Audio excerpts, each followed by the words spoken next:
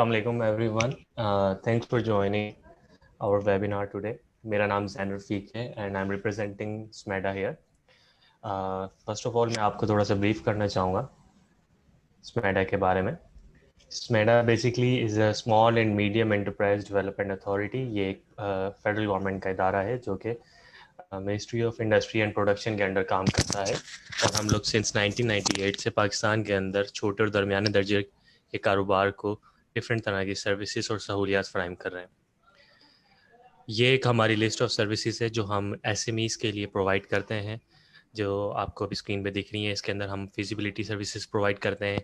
हमारी online services काफ़ी ज़्यादा है जिसके अंदर एक ऑनलाइन सर्विस आप आज अटेंड कर रहे हैं, लीगल कंसल्टेंसी, बिजनेस कंसल्टेंसी, इसके अलावा ट्रेनिंग सर्विसेज और इस तरह की काफ़ी सारी चीज़ें. इन सब चीज़ों की डिटेल आपको हमारी वेबसाइट से मिल सकती है. ओके और ये हमारी एक रीसेंट लॉन्च है. ये हमारी हेल्पलाइन है, एसएमई बिजनेस हेल्पलाइन. इस हेल्पलाइन पे कॉल करके आप किसी भी किस्म की बिजनेस से रिलेटेड आपकी जो भी क्यूरी है उससे रिलेटेड कंसल्टेंसी ले सकते हैं. अगर आपको कोई ज़्यादा कॉम्प्लिकेटेड इशू है तो आप हमारे कंसल्टेंट के साथ अपॉइंटमेंट लेके उसको विजिट भी कर सकते हैं हमारे रीजनल ऑफिस में, जिस शहर में भी आप हैं. So that's all for the about SMEDA. ये हमारे कुछ लिंक्स हैं, ये वेबसाइट है. आप लोग हमें फेसबुक के और ट्विटर के ऊपर भी फॉलो कर सकते हैं. अगर आपकी कोई क्यूरी है तो you can email me at zain.smeda@gmail.com. Facebook के ऊपर हमारी जितनी भी न्यू सर्विसेज आ रही होती हैं, कोई वेबिनार होते हैं, ट्रेनिंग्स होती हैं, हेल्प डेस्क होते हैं, उन सब की अपडेट आपको फेसबुक पे मिलेगी. और जो मैंने आपको सर्विसेज बताई है उनकी डिटेल आपको वेबसाइट के ऊपर मिल जाएगी. So let's start the webinar. आज हमारा जो वेबिनार है it's on current good manufacturing practices CGMP in pharmaceutical industry. हमारे most senior trainer Abid Anwar Sahab आज हमारे साथ मौजूद हैं जो कि इसके ऊपर आपको ब्रीफ करेंगे. तो अभी कुछ लेआउट के बारे में मैं आपको बता दूं इवेंट का. ये बेसिकली 2.5 घंटे का एक सेशन होगा जिसके अंदर सर आपको ब्रीफ करेंगे ऑन द टॉपिक. उसके बाद हम 2:30 का एक ब्रेक लेंगे और लास्ट 30 मिनट्स जो होंगे वो होंगे क्वेश्चन एंड आंसर्स के, जो कि आप लोगों के होंगे. सो कुछ इंस्ट्रक्शंस आप लोगों के लिए ये कि during the webinar chat allow नहीं होती है. आपका जो भी सवाल है आप क्यूए टैब में जाके लिखें और वहाँ पे फिर इन दी एंड और ड्यूरिंग द वेबिनार जैसे ट्रेनर को अच्छा समझ में आता है उस तरीके से वो क्वेश्चन एंड आंसर्स को मैनेज कर रहे होते हैं. इसके अलावा हम लोगों को फीडबैक आपकी तरफ से बहुत ज़रूरी होता है, हमें चाहिए होता है. तो ड्यूरिंग वेबिनार कुछ स्क्रीन के ऊपर आपके एक पोल आएगा, उसको ज़रूर प्लीज़ फिल कीजिएगा ताकि नेक्स्ट टाइम हम इसको और बेहतर बना सकें. So thank you for the joining our webinar. So over to you Abid साहब. आप ज्वाइन कर सकते हैं. You can share your screen as well.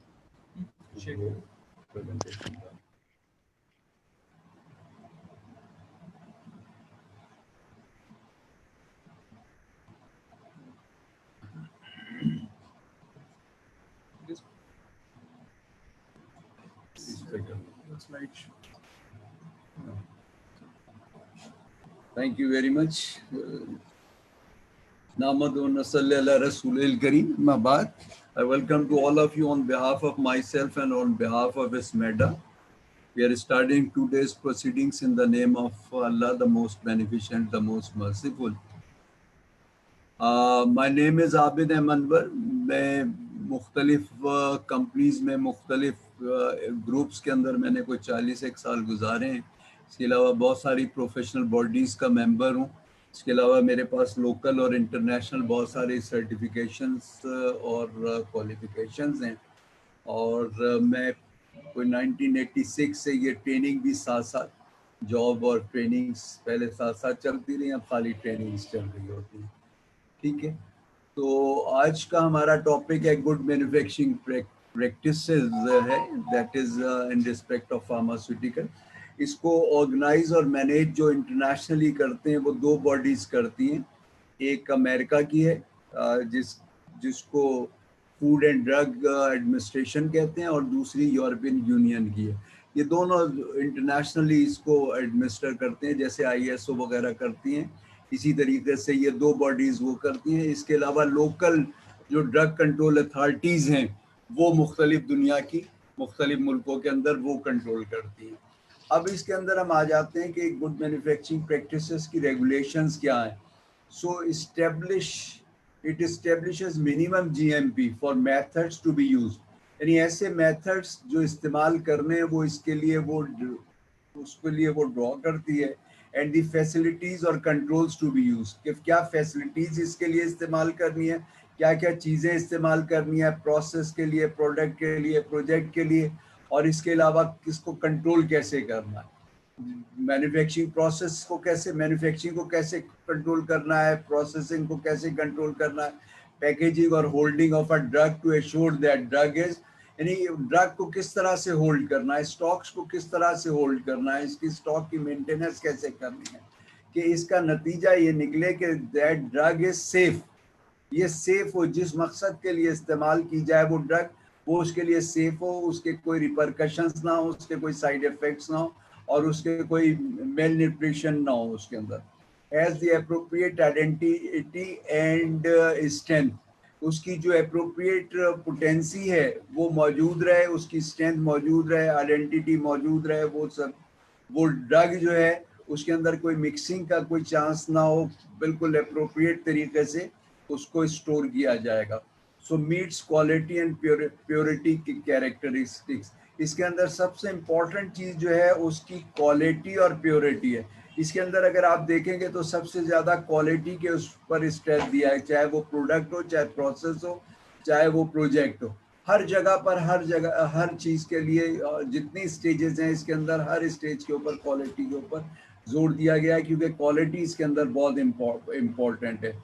So quality और प्योरिटी जो है उसके कैरेक्टरिस्टिक्स की, जिस मकसद के लिए दवा बनी है उस मकसद के लिए वो बिल्कुल ठीक ठाक हो। अच्छा, अगर इसके अंदर वायलेशन है, अगर इसके अंदर करंट गुड मैन्युफैक्चरिंग प्रैक्टिसेस के अंदर अगर वायलेशन है तो इसके बड़े सीवियर कॉन्सिक्वेंसेस आते हैं। इसकी वजह से बाज़ दफ़ा न्यूमरस डेथ्स हो जाती हैं, बाज़ दफ़ा डिसेबल लोग पैदा होते हैं, बाज़ दफ़ा और बहुत सारे डिफेक्ट्स हो जाते हैं। तो इस वजह से इसके नताइज जो हैं बड़े ख़तरनाक होते हैं, इसलिए इसकी अंदर बहुत ज़्यादा एहतियात की ज़रूरत है। सो प्रोडक्ट इज़ एडल्टेड, खराब हो सकती है product, shut down of manufacturing facility, अगर आप काम सही नहीं करेंगे तो जाहिर है कि आपकी फैक्ट्री क्लोज कर दी जाएगी।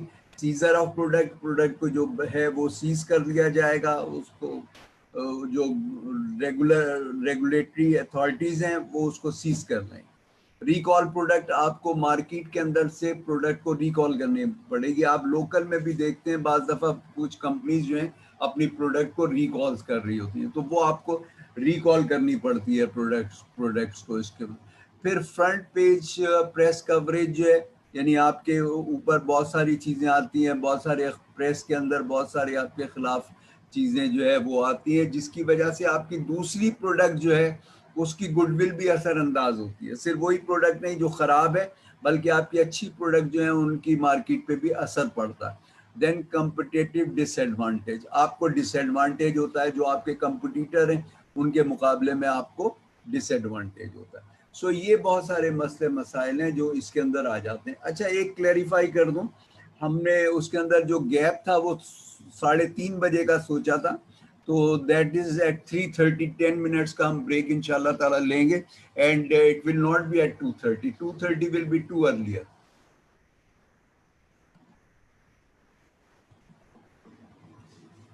अब आ जाइए ओके सर। क्वालिटी, जो इसका बेस है, जो सबसे इम्पोर्टेंट है, जो सबसे इम्पोर्टेंट चीज़ है वो क्वालिटी है। So quality is never an accident, ऐसे हादसाती तौर पे क्वालिटी नहीं आ जाती कि अचानक क्वालिटी ठीक हो गई, अचानक क्वालिटी ख़राब हो गई। It depends on your system. अगर आपके सिस्टम में कोई ख़राबी है तो इसके ऊपर, इसमें क्वालिटी का प्रॉब्लम होगा। तो जब भी हम क्वालिटी को जो फोकस करते हैं तो सिस्टम को फोकस करते हैं, इंडिविजुअल्स को नहीं फोकस करते कि फलाना बंदा होगा तो क्वालिटी ठीक होगी, फलाना होगा तो ठीक हो नहीं होगी, नहीं, ऐसा नहीं होता। सो क्वालिटी जो है वो डिपेंड करती है आपके सिस्टम के ऊपर। So it is never an accident, it is always will result of high intention से आती है, सिंसियर एफर्ट से आती है, इंटेलिजेंट डायरेक्शन से आती है, एंड ए स्किलफुल एग्जीक्यूशन। जितने आपके सिस्टम है, जितने आपके प्रोसीजर हैं, उनको स्किलफुली आप एग्जीक्यूट करेंगे तो क्वालिटी आएगी। ये अचानक नहीं आएगी, ये किसी एक्सीडेंट के तौर पे नहीं आएगी कि कभी क्वालिटी आ गई कभी नहीं आई। नहीं, आपका सिस्टम ठीक होगा तो क्वालिटी ठीक आएगी। अगर आपके सिस्टम के अंदर कहीं वीकनेस है तो फिर क्वालिटी जो है वो आपकी खराब होगी और अक्सर खराब होगी। सो सबसे ज्यादा फोकस जो करना होता है वो हमें अपने सिस्टम्स के ऊपर करना होता है। So it represents the wise choice of many alternatives. आपके पास कोई भी काम है, आपके पास उसके स्टार्ट से लेके प्रोडक्ट की रिसर्च एंड डेवलपमेंट से लेके आपके एंड तक मार्केटिंग तक आपके पास मुख्तलिफ अल्टरनेट और मुख्तलिफ चॉइसेस होते हैं। आप उसके अंदर जो बेस्ट चॉइस है उसे इस्तेमाल करते हैं। बाकी ये नहीं होता कि हर चॉइस गलत है, लेकिन best of the best choice को आप इस्तेमाल करते हैं आउट ऑफ मैनी अल्टरनेटिव, ताकि आपके रिजल्ट जो है सही आए, आपकी क्वालिटी सही आए, आपकी प्रोडक्ट के ऊपर कहीं पर किसी स्टेज पे कोई प्रॉब्लम ना हो। तो quality and GMP, where does it come from, या आई कहां से है quality? Patient taking medicines have very little chance of detecting anything wrong. जो पेशेंट दवा ले रहा है उसको पता नहीं लगता कि ये दवा खराब है, इसके अंदर मेल न्यूट्रिशन है, इसके अंदर कोई डिफेक्ट है, इसके अंदर कोई रिएक्शन करेगी या इसके अंदर कोई साइड इफेक्ट्स होंगे, उसको कुछ भी नहीं पता था। वो ब्लाइंड ट्रस्ट के साथ दवा ले रहा होता, वो उस कंपनी के ऊपर ब्लाइंड ट्रस्ट कर रहा होता है और उसके हिसाब से वो दवा ले रहा होता है, या डॉक्टर पे ट्रस्ट कर रहा होता है कि डॉक्टर ने ये दवा दी। तो उसका ट्रस्ट उस मेडिसिन के ऊपर होता है जो भी पेशेंट दवा ले रहा होता है। So if it is wrong, अगर वो गलत है, उसकी पोटेंसी में प्रॉब्लम है, उसकी मेल न्यूट्रिशन है उसके अंदर, उसमें किसी किस्म का भी डिफेक्ट है, so there is significant potential for a disaster effect. क्योंकि वो तो ट्रस्ट के ऊपर ले रहा है ना, वो तो इस्तेमाल कर रहा है दवा। अगर उसके अंदर कोई साइड इफेक्ट या कोई उसके अंदर प्रॉब्लम होगा तो उसके अंदर उसको पेशेंट को भुगतना पड़ेगा। सो इसकी वजह से ये प्रॉब्लम आएगा। They are complex products, simple नहीं होती प्रोडक्ट जो है, वो सिंपल नहीं होती। आप देखिए कि जैसे जैसे डेवलपमेंट होती जा रही, जैसे जैसे रिसर्च एंड डेवलपमेंट हो रही, जैसे जैसे प्रोग्रेस होती जा रही है मेडिकल साइंसेस के अंदर, तो प्रोडक्ट जो है वो कॉम्प्लेक्स होती जाती है। और इसी कॉम्प्लेक्सिटी की वजह से उसके अंदर अगर कोई चीज खराब है तो रिएक्शन भी बड़ा टिपिकल होगा। और अक्सर दवाइयों से टिपिकल रिएक्शंस हुए। हम एक केस स्टडी भी पढ़ेंगे इसके अंदर। और इसके अलावा बहुत सारी कंपनीज ऐसी हैं मल्टीनेशनल जिसके ऊपर इन लोगों ने, इन अथॉरिटीज ने, उनके अंदर मिलियन ऑफ डॉलर्स के फाइन किए हैं कि उनकी किसी भी प्रोडक्ट के अंदर कोई प्रॉब्लम आया तो मिलियन ऑफ डॉलर्स के fine. So patient has an implicit chain of trust, उसका ब्लाइंड ट्रस्ट होता है। पेशेंट का जो है वो उस प्रोडक्ट के ऊपर ब्लाइंड ट्रस्ट होता है, इसलिए वो मेडिसिन ले रहा होता है, उस कंपनी की मेडिसिन ले रहा होता है। वो मेडिसिन ले रहा होता है वो किसी खास मकसद के लिए, किसी खास मर्ज के लिए ले रहा होता है। अगर उसके अंदर कोई भी प्रॉब्लम आएगा तो उसको जो है वो इफेक्ट उसको भुगतना पड़ेगा। सो इसके बाद फिर इसके अंदर क्या है, as such the manufacture of pharmaceutical requires a special approach, क्योंकि इसकी डेलिकेसी की वजह से इसके लिए एक स्पेशल अप्रोच चाहिए, एक खास अप्रोच चाहिए मेडिसिन के लिए, फार्मास्यूटिकल्स के लिए। So we both need a quality assurance and a good manufacturing practice, दोनों चीजें चाहिए। गुड मैन्युफैक्चरिंग प्रैक्टिस की अप्रोच भी चाहिए कि हमें बिल्कुल हर चीज को उसको नजर में रखना होगा, उसकी टोटल प्रोडक्ट को स्टार्ट से लेके, रिसर्च से लेके, उसकी डिस्पोजल तक, मार्केटिंग तक हमें उसका ख्याल रखना होगा। और इसके अलावा हमें क्वालिटी एश्योरेंस का ख्याल रखना होगा। देखिए, क्वालिटी के हवाले से दो चीजें होती हैं, एक क्वालिटी कंट्रोल होती है जिसके अंदर हम क्वालिटी को मॉनिटर करते रहते हैं, ऑडिट करते रहते हैं, चेक करते रहते हैं, that is quality control. Quality assurance ये चीज है कि हमारा सिस्टम ऐसा हो कि उसमें कोई चीज खराब हो ही नहीं सकती, उसमें कोई चीज खराब नहीं हो सकती। हम इस तरह से अपने सिस्टम को लेके चलेंगे। So considerable limitations to drug product testing, हमारी लिमिटेशंस हैं अब भी। इतनी डेवलपमेंट के बावजूद बहुत सारी मेडिसिन ऐसी हैं कि जिसके टेस्ट के लिए इतने कॉम्प्लेक्स टेस्ट है कि उसके लिए अब भी हम टू श्योर नहीं होते। Then considerable risk from a low number of defectives, कहीं कहीं कोई छोटा मोटा प्रॉब्लम भी आ सकता है जिसके लिए हमें खास ख्याल रखना होगा। Then low probability of detection, कि उसकी प्रोबेबिलिटी जो है वो बहुत दफ़ा बहुत लो है जो डिटेक्ट करने की है, until it is too late by the patient, यानी पेशेंट उसको यूज कर ले और उसके बाद उसको उसके साइड इफेक्ट या उसके कोई प्रॉब्लम हो जाए, जैसे बाज़ दफ़ा मेडिसिन के अंदर हुए हैं प्रॉब्लम्स।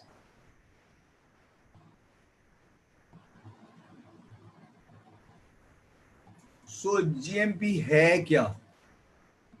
इसको इस तरह से डिफाइन करते हैं हम, the part of quality assurance. ये क्वालिटी एश्योरेंस का वो हिस्सा है विच एंश्योर दैट, जो इस बात को यकीनी बताता है, हतमी बनाता है that products are consistently produce, same product same फॉर्मूले से, सेम रेशियो से, सेम पोटेंसी से वो हमेशा बनेगी एंड कंट्रोल प्रोड्यूस भी होगी और उसको कंट्रोल किया जाएगा, उसके ऊपर चेक एंड बैलेंस होगा in accordance with the quality standards appropriate to their intended use, जो उसके मकसद के लिए, उसके लिए इंटेंडेड, जो उसके पर्पस के लिए। अब इसके अंदर एक और चीज है, इसके अंदर जो सिस्टम अप्रोच है एफडीए। एफडीए बेसिकली अमेरिका का अदारा है जो फूड एंड ड्रग्स एडमिनिस्ट्रेशन कहलाता है, जो इसको फूड और ड्रग्स को एडमिनिस्टर करता है, कंट्रोल करता है वर्ल्ड वाइड, वो उसको लोग फॉलो करते हैं उसको। तो ये दो बड़े अदारे हैं, एक अमेरिका का, एक यूरोपियन यूनियन का, और इसके अलावा लोकल जो ड्रग रेगुलेटरी अथॉरिटीज हैं उसको, उसका भी से होता है, वो भी कंट्रोल करती है, मॉनिटर कर रही होती है उसको। So current good manufacturing practices in terms of 6 system, इसके 6 सिस्टम, ये 6 सिस्टम लाजमी हमें फॉलो करने होंगे। ये 6 सब कंपलसरी सब्जेक्ट हैं जिसमें सब में हमें पास होना होगा। पहला है क्वालिटी सिस्टम, हमारे हर स्टेज पे क्वालिटी सिस्टम जो है वो प्रॉपर होना चाहिए, वो कहीं पर भी जो है वो फेल नहीं होना चाहिए, कहीं नाकाम नहीं होना चाहिए। दूसरा ये कि फैसिलिटीज और इक्विपमेंट सिस्टम जो है, जो भी हम फैसिलिटीज इस्तेमाल करते हैं, प्रोडक्शन मैन्युफैक्चरिंग प्रोसेसिंग फैसिलिटीज इस्तेमाल करते हैं या हम इक्विपमेंट यूज करते हैं, वो बिल्कुल परफेक्ट होना चाहिए, उसके अंदर कोई मेल फंक्शनिंग नहीं होनी चाहिए। देन मटेरियल सिस्टम, मटेरियल की प्रोक्योरमेंट, मटेरियल की स्टोरेज, मटेरियल का स्टॉक, मटेरियल का इशू, मटेरियल का कंजम्पशन, ये सारी चीजें बिल्कुल परफेक्ट होनी चाहिए। Then production system, very important is your production system, कि आपका जो प्रोडक्शन सिस्टम है, जो मैन्युफैक्चरिंग सिस्टम है, जो आप प्रोड्यूस कर रहे हो, जो आप प्रोसेस कर रहे हो, वो बिल्कुल परफेक्ट होना चाहिए, उसके अंदर कोई भी गलती का इम्कान नहीं होना चाहिए। Then packaging and labelling system, जिसके अंदर कहीं कोई लूप होल नहीं होना चाहिए, पैकेजिंग और उसके अंदर के गलत लेबल लग गए, गलत पैकेज के अंदर चला गया, गलत पैकेजिंग हो गई, गलत ब्रिस्टल बन गए, गलत जो है स्ट्रिप्स बन गई, सो वो बहुत सेंसिटिव मामला है, क्योंकि इसके बाद आपकी चीज़ जो है वो गलत इस्तेमाल हो जाएगी।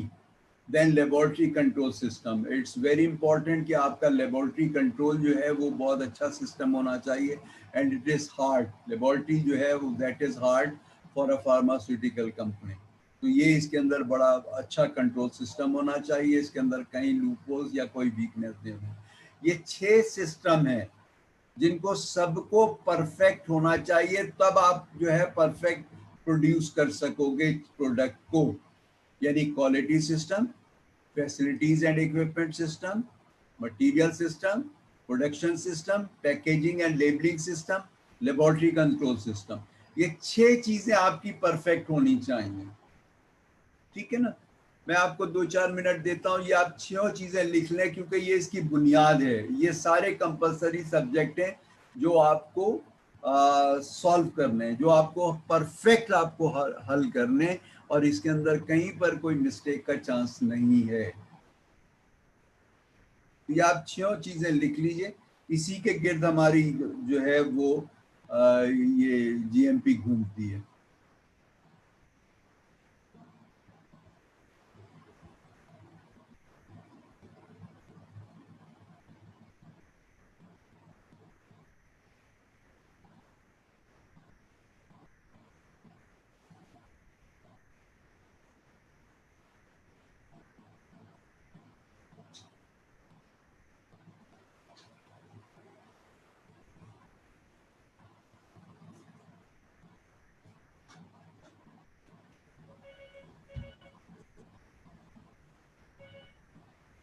Hello.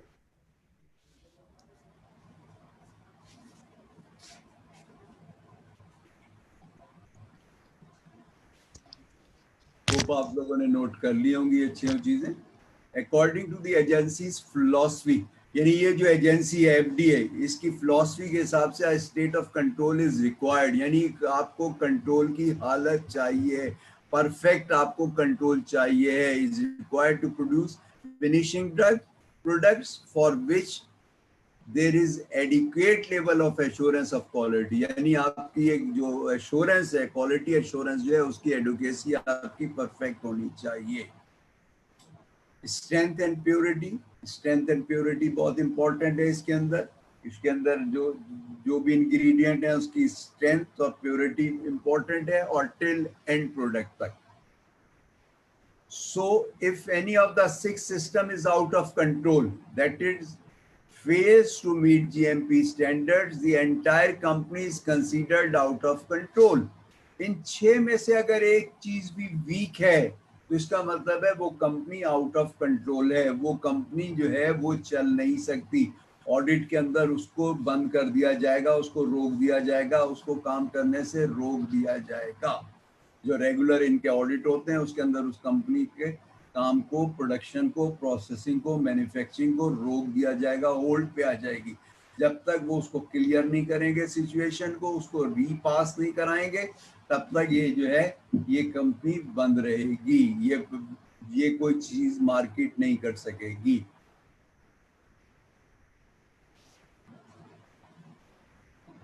सो अब आते हैं हम क्वालिटी एश्योरेंस की तरफ से।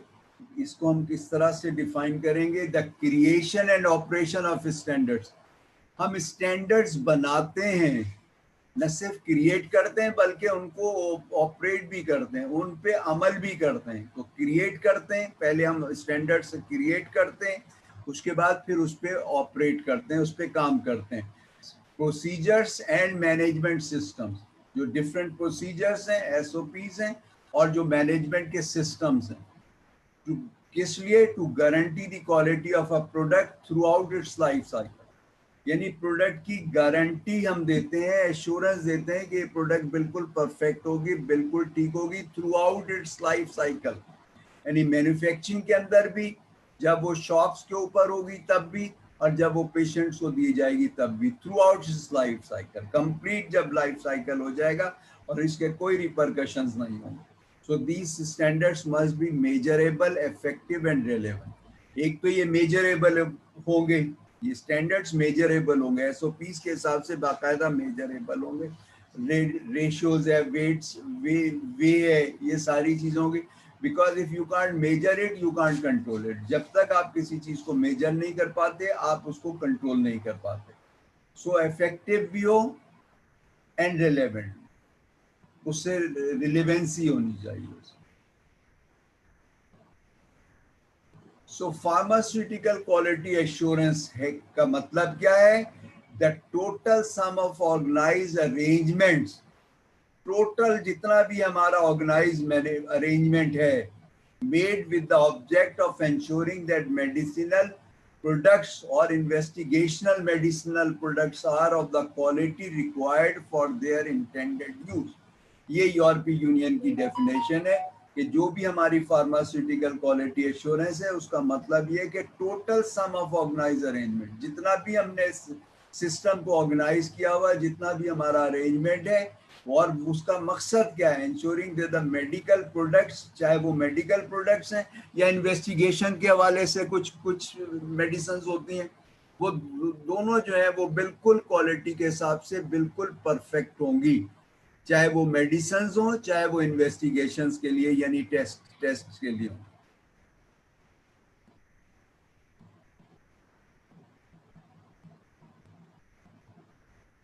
अब हम आते हैं क्वालिटी के हवाले से कुछ और चीजें देखते हैं। So quality assurance is needed before, यानी मैन्युफैक्चरिंग से पहले चाहिए, यानी आपका जो रॉ मटेरियल जो है उसकी भी आपको क्वालिटी चाहिए, और आपका सिस्टम भी जो है वो क्वालिटी वाइज बिल्कुल ठीक होना चाहिए, परफेक्ट होना चाहिए, उसके अंदर कोई कंटेमिनेशन या कोई भी मेल प्रैक्टिस नहीं होनी चाहिए। सो बिफोर ड्यूरिंग जब आप मैन्युफैक्चर कर रहे हैं, और जब मैन्युफैक्चर कर लिया और प्रोडक्ट पड़ी हुई है, प्रोडक्ट तैयार होके पड़ी हुई है, बिफोर पैकिंग, आफ्टर पैकिंग, दोनों सूरतों के अंदर, ड्यूरिंग पैकिंग, हर जगह पर, हर स्टेज के ऊपर क्वालिटी को आपको परफेक्ट रखना है। सो इसको कहाँ से बचाना है? कंप्लेंट्स और एडवर्स रिएक्शन से बचाना है। कोई कंप्लेंट नहीं होनी चाहिए, कोई खराबी नहीं होनी चाहिए, कोई एडवर्स रिएक्शन नहीं होना चाहिए, कहीं पर कोई मेल प्रैक्टिस नहीं होनी चाहिए। Recalls and returns of goods आपको इस तरह से परफेक्ट बनाना है कि आपको प्रोडक्ट को दोबारा मार्केट से वापस ना बुलाना पड़े, वापस ना मंगाना पड़े उसको उसको गुड्स आपकी रिटर्न्स ना हो। और देन मार्केट सर्वेलेंस, यानी आपको मार्केट के अंदर कड़ी निगरानी रखनी है अपनी प्रोडक्ट के हवाले से, ठीक है ना। उसके अंदर बहुत सारी जगहों पे क्या होता है कि जो 2 नंबर की दवाइयां बन रही होती हैं, उसको भी हमारी जिम्मेदारी आ जाती है कि हम देखें, ऐसा ना हो कि गलत चीज जो है वो कस्टमर को चले जाए, हमारे नाम से कोई गलत चीज है। तो हमें हर तरह से मार्केट को ऑडिट करना है, कंट्रोल करना है, चेक करना है, सर्वेलेंस रखने के लिए।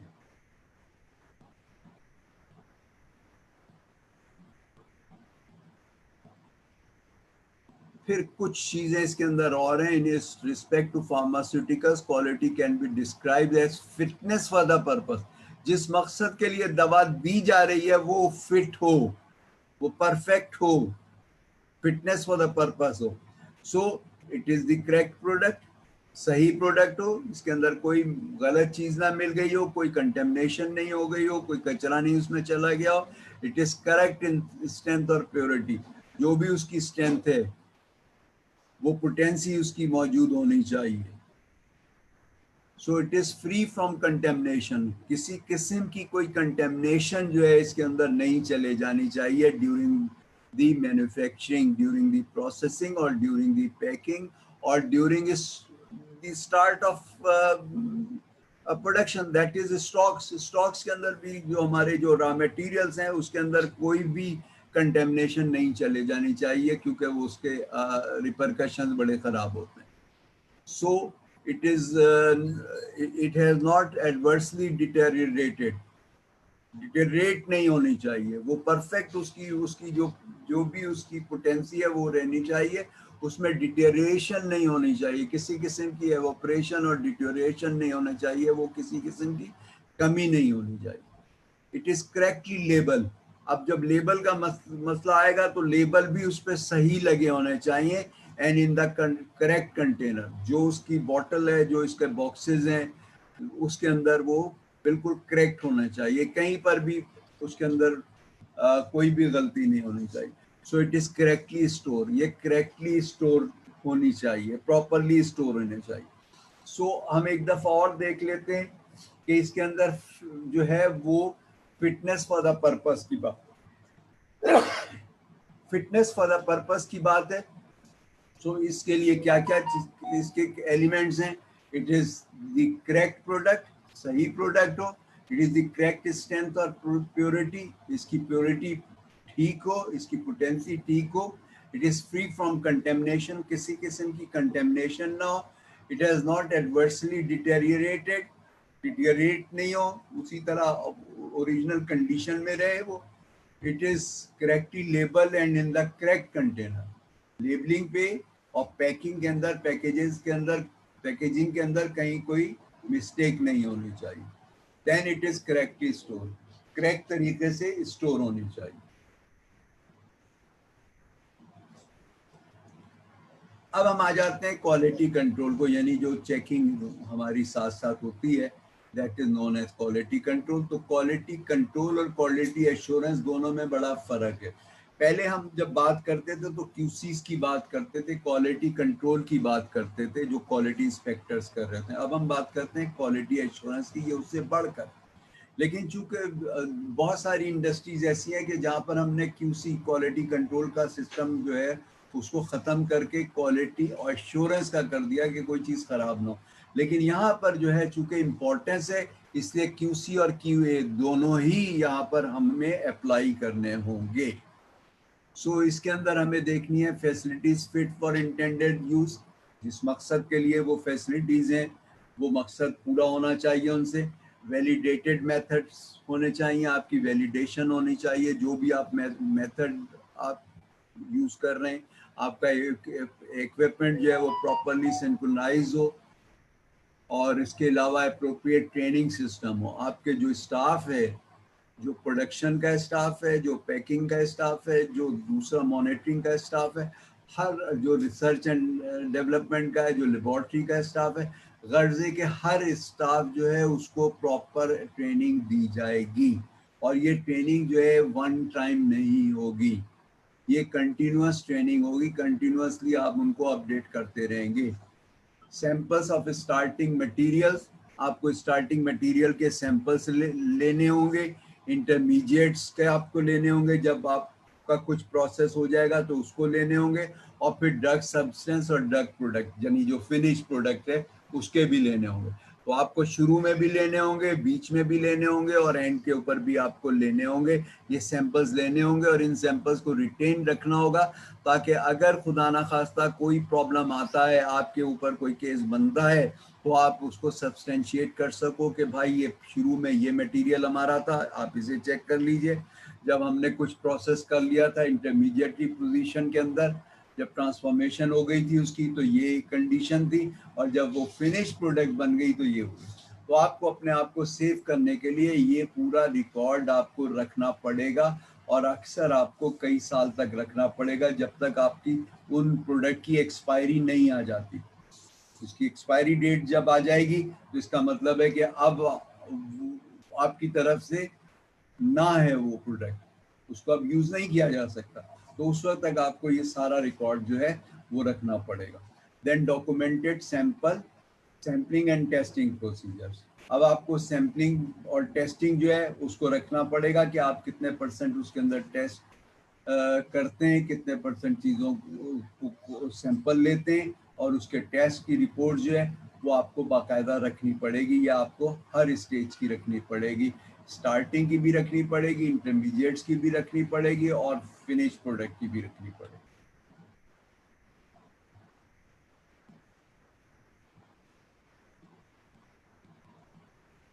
अब हम आते हैं इसके अंदर, हम देखें कि इसकी आपस में रिलेशनशिप क्या है, क्वालिटी एश्योरेंस, क्वालिटी कंट्रोल और गुड मैन्युफैक्चरिंग प्रैक्टिसेस की। देखिए, क्वालिटी कंट्रोल इसकी बुनियाद है। आपको कंटिन्यूसली क्वालिटी को चेक करना है और ऑडिट करना है। क्वालिटी को कंटिन्यूसली चेक करना है और ऑडिट करना, और उसके बाद फिर आपको क्वालिटी एश्योरेंस देनी है। आपको इस तरह का सिस्टम रखना है कि कहीं कोई खराबी हो ही ना। तो क्वालिटी एश्योरेंस मीन कि आप एश्योरेंस देते हैं कि आपकी क्वालिटी किसी स्टेज पे खराब नहीं हो। और इन बिटवीन जो है फिर आपकी गुड मैन्युफैक्चरिंग प्रैक्टिसेस हैं। उस इन दोनों चीज़ों के बगैर आपकी गुड मैन्युफैक्चरिंग प्रोसेसेस नहीं है। गुड मैन्युफैक्चरिंग प्रोसेस के लिए ये चीज़ कहलाती है QC QA, यानी quality control and quality assurance.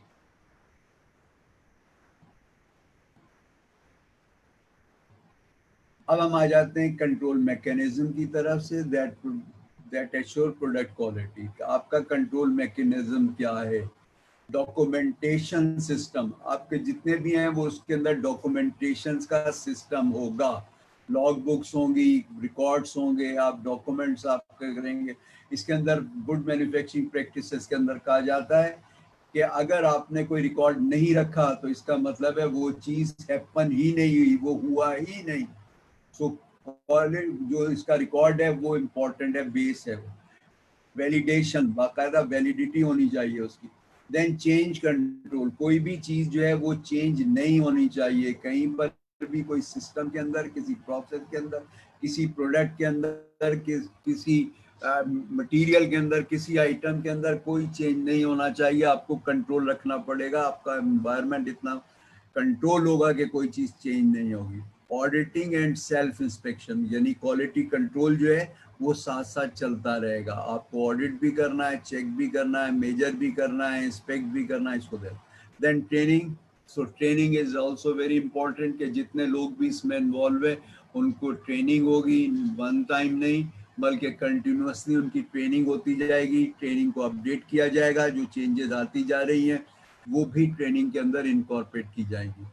Calibration and preventive maintenance, जितने भी आपके इंस्ट्रूमेंट्स यूज हो रहे हैं उनकी प्रॉपर कैलिब्रेशन होगी, जितने भी मेजरिंग इंस्ट्रूमेंट्स हैं उनकी कैलिब्रेशन होगी और प्रिवेंटिव मेंटेनेंस होगी, ताकि उसके अंदर कोई खराबी ना आए। चीज़ खराब होने के बाद मेंटेनेंस नहीं, बल्कि इन एडवांस मेंटेनेंस होगी कि कोई चीज़ खराब हो ही ना, क्योंकि ये सारा मामला बड़ा सेंसिटिव है और आपके इंस्ट्रूमेंट्स पे ही सारा कुछ तो डिपेंड कर रहा है।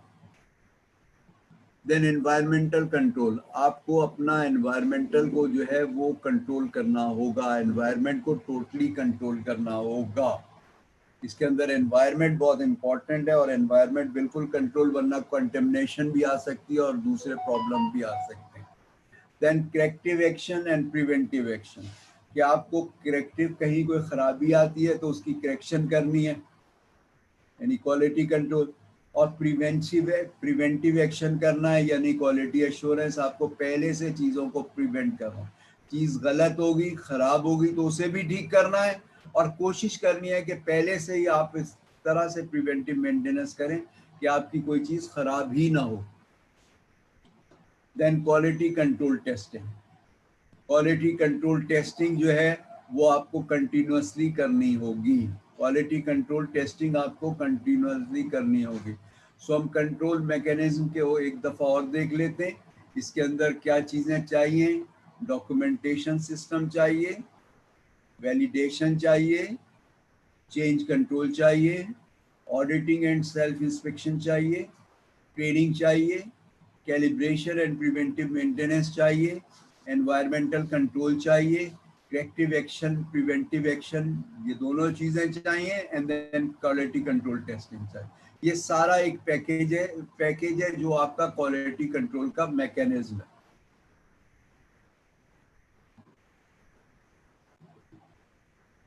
सो अब हम आते हैं जीएमपी क्या है और इसके स्टैंडर्ड्स क्या है।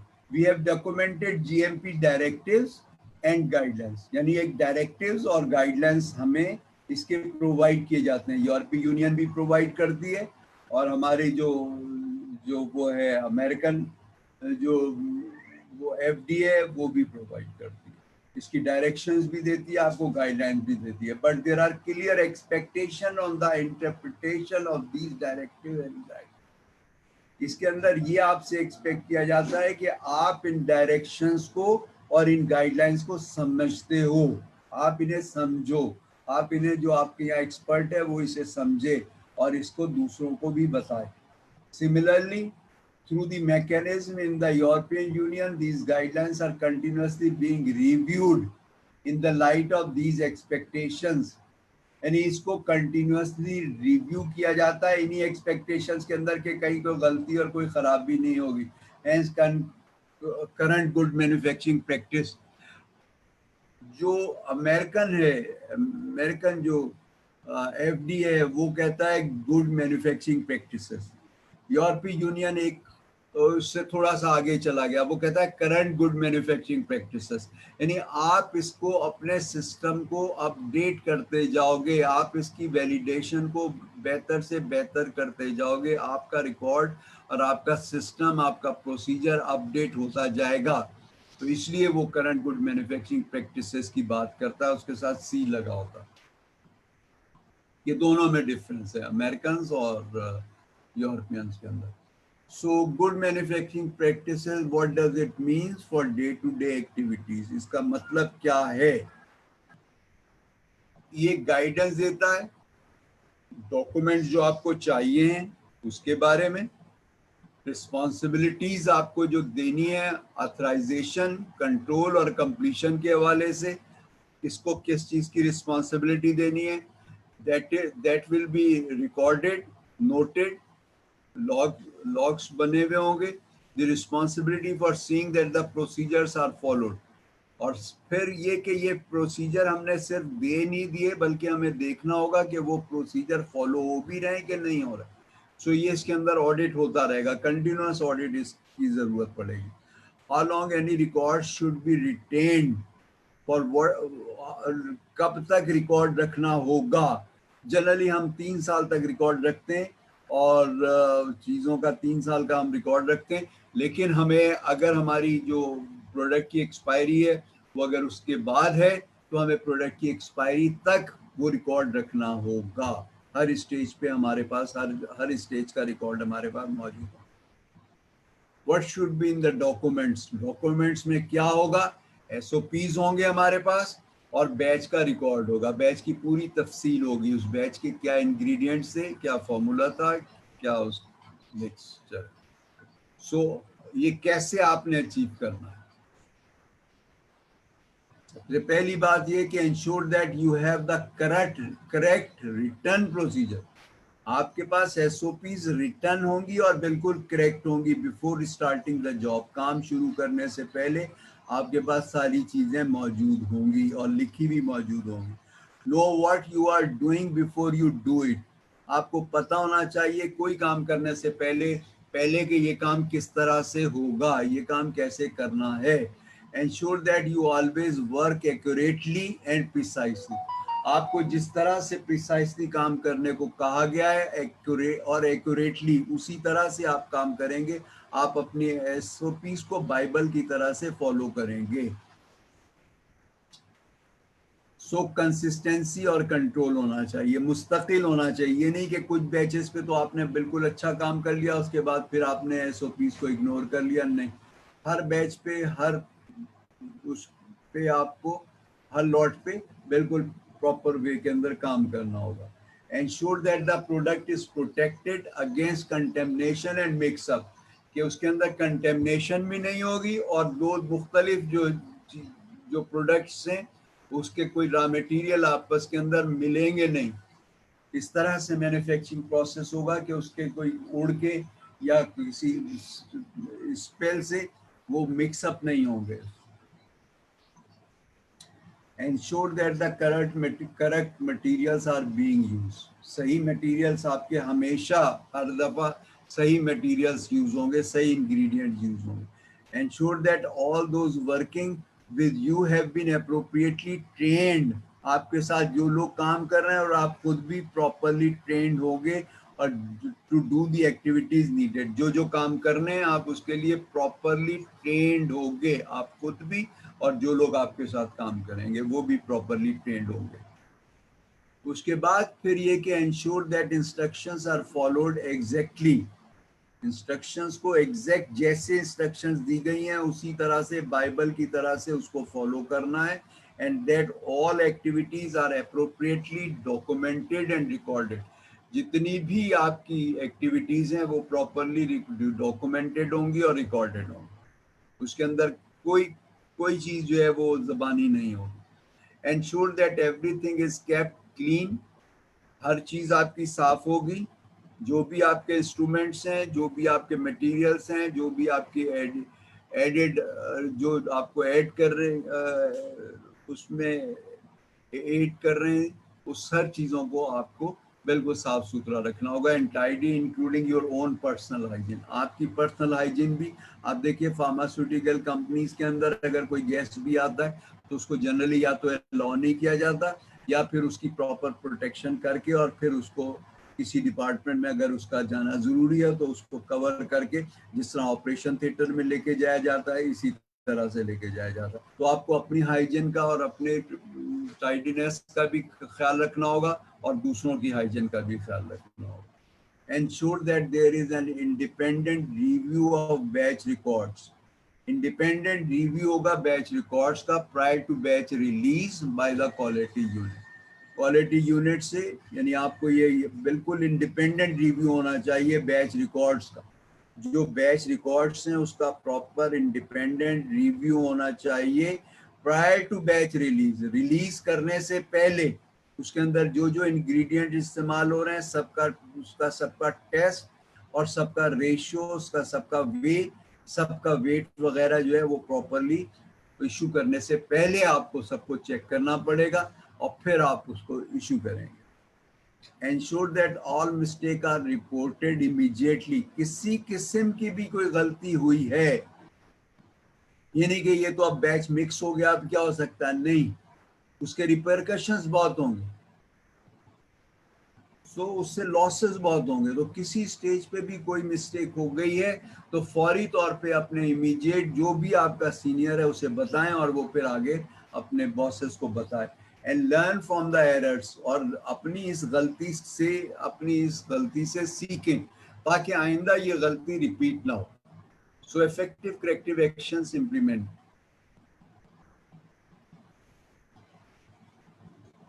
So for you being process engineer, what does GMP mean? Simply इसका मतलब क्या है GMP की? Is about the things you have to do and the care each individual needs to take. आपने जो काम करने हैं और आपने जो केयर करनी है, जो दूसरे लोगों ने केयर करनी है on a day by day basis. ये नहीं है कि एक दिन आपने करेक्शन कर ली, आपने एक दिन केयर कर ली और उसके बाद फिर आपने कहा कि अब तो रूटीन बन गया है, अब ठीक है इसी तरह से प्रोसेस हो रहा है। ऐसी प्रोसेस नहीं, वो सारे मेजर्स लेने होंगे to ensure the continued quality. Quality भी वही आती रहे आपकी, सेफ्टी भी होनी चाहिए, एफेक्सी ऑफ योर प्रोडक्ट्स भी होनी चाहिए। आपके जो उसकी तासीर है, जो असर है आपकी प्रोडक्ट का, वो भी होना चाहिए। उसके किसी कंट्रोल में, किसी पोटेंसी में, किसी जगह पर भी कोई उसके अंदर कंप्रोमाइज नहीं होगा, कोई कमी बेशी नहीं होगी। In this way you can ensure the implicit change of trust for the patient. इस तरह आप अपने पेशेंट पे एक ट्रस्ट को यकीनी बनाएंगे कि आपका ये ट्रस्ट जो है ये यकीनी बनेगा।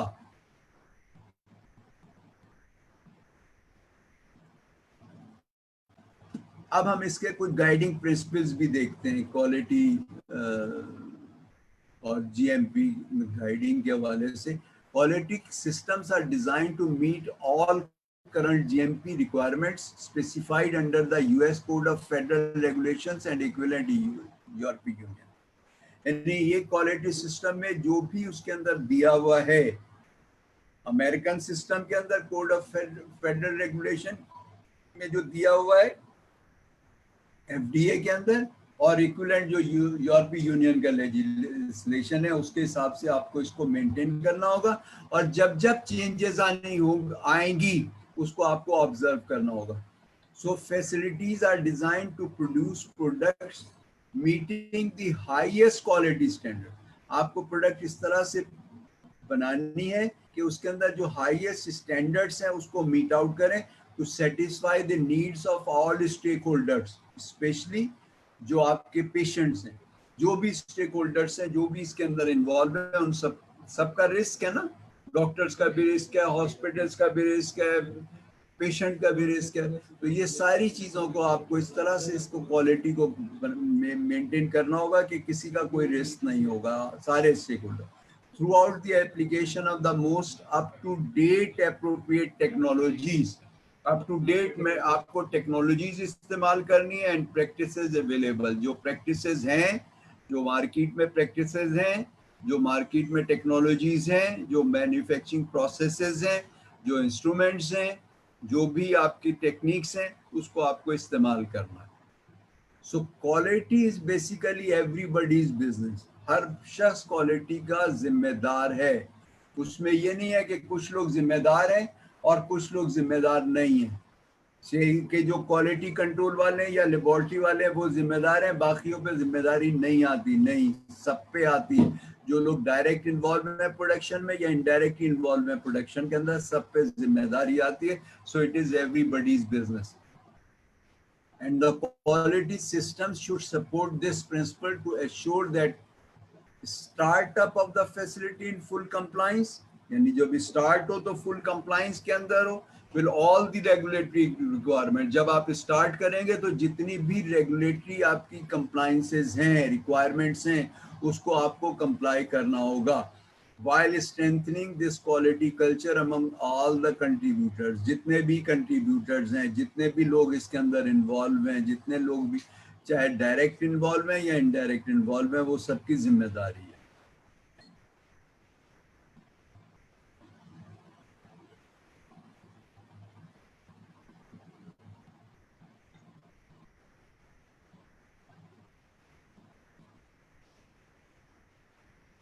अच्छा, जब क्वालिटी सिस्टम फेल होता है तो क्या होता है, ये इसमें देखिए,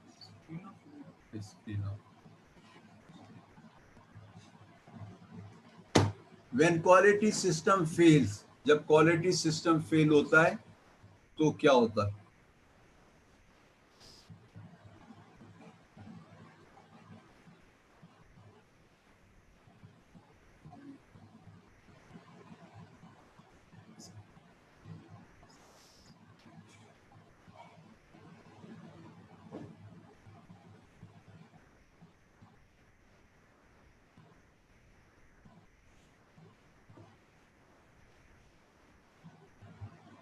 जी, जब क्वालिटी सिस्टम फेल होता है तो क्या होता है? इनकंसिस्टेंट मैन्युफैक्चरिंग, कभी कुछ बन रहा है, कभी किसी किस्म की लॉट जा रही है, कभी किसी पोटेंसी की जा रही है, कभी किसी रेशियो की जा रही है, कभी किसी फॉर्मूले की जा रही है, तो इनकंसिस्टेंसी है उसके अंदर, कंसिस्टेंट नहीं है आपकी प्रोडक्ट। देन कंटेमिनेशन उसके अंदर जा रही है, कोई ना कोई गंद कचरा, कोई ना कोई डिजायर्ड एलिमेंट्स उसके अंदर जा रहे हैं, रिजेक्टेड बैचेज हो रहे हैं, आपके प्रोजेक्ट, आपके जो जो बैच हैं वो रिजेक्ट हो रहे हैं, आपकी इन हाउस या तो रिजेक्ट हो रहे हैं फाइनल इंस्पेक्शन पे, फाइनल चेकिंग पे, या जब मार्केट में गए तो फिर उसके अंदर कोई प्रॉब्लम आ गया, उसके अंदर कोई इफेक्ट्स आ गया, उसकी वजह से आपके बैच रिजेक्ट हो गए। देन प्रोडक्ट के डिफेक्ट्स हैं कि वो प्रोडक्ट आपकी बेकार हो गई, रिकॉल्स हैं, आपको मार्केट से दोबारा मंगाना पड़ेगा, और उसके बाद फिर पेशेंट की सेफ्टी, सबसे इंपॉर्टेंट चीज जो है वो पेशेंट की सेफ्टी है, वो जेपरडाइज हो जाएगी।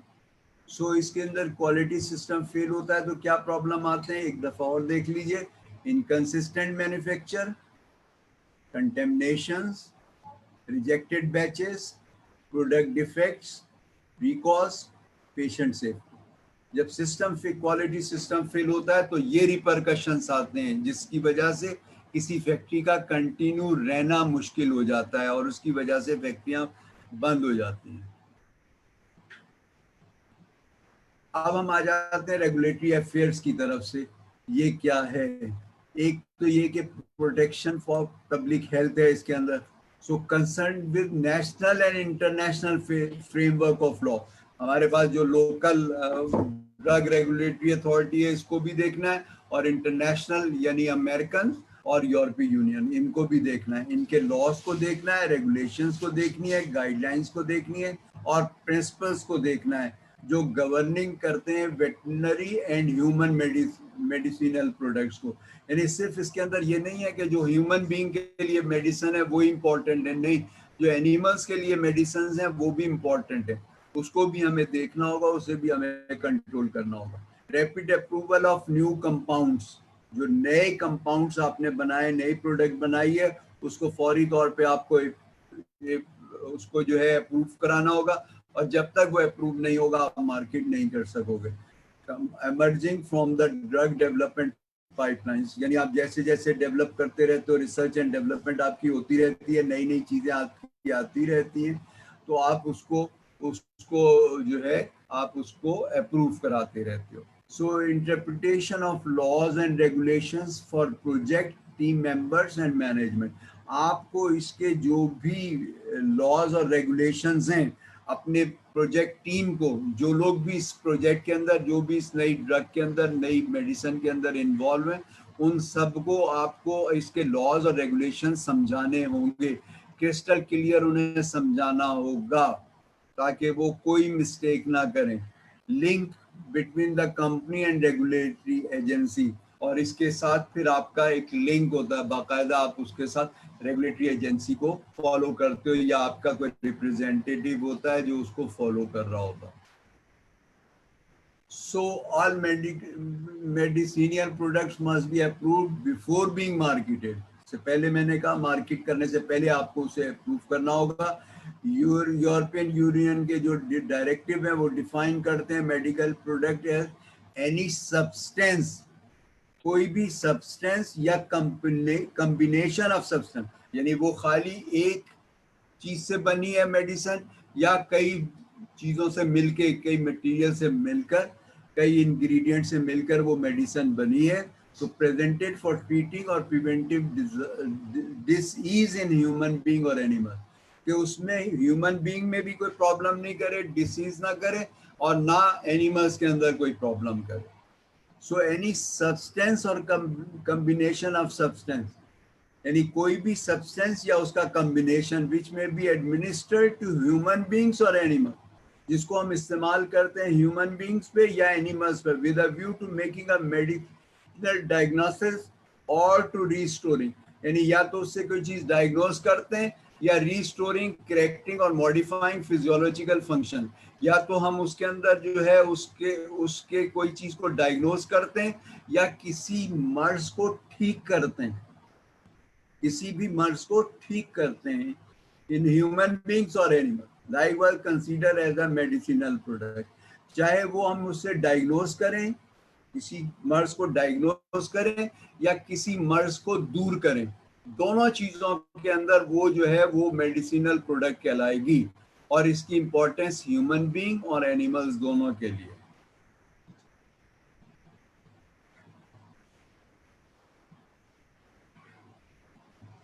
अब इस रेगुलेटरी अफेयर्स की जरूरत क्यों पड़ती है, ये क्यों कंट्रोल की जरूरत पड़ती है? ऐसा नहीं है कि एक दफा एक चीज अप्रूव हो गई हो तो उसके अंदर कोई रिपरकशंस नहीं आएंगे, उसके अंदर कोई साइड इफेक्ट या उसके अंदर कोई मसला ना आए, ये हो सकता है, फिर भी आ सकता है।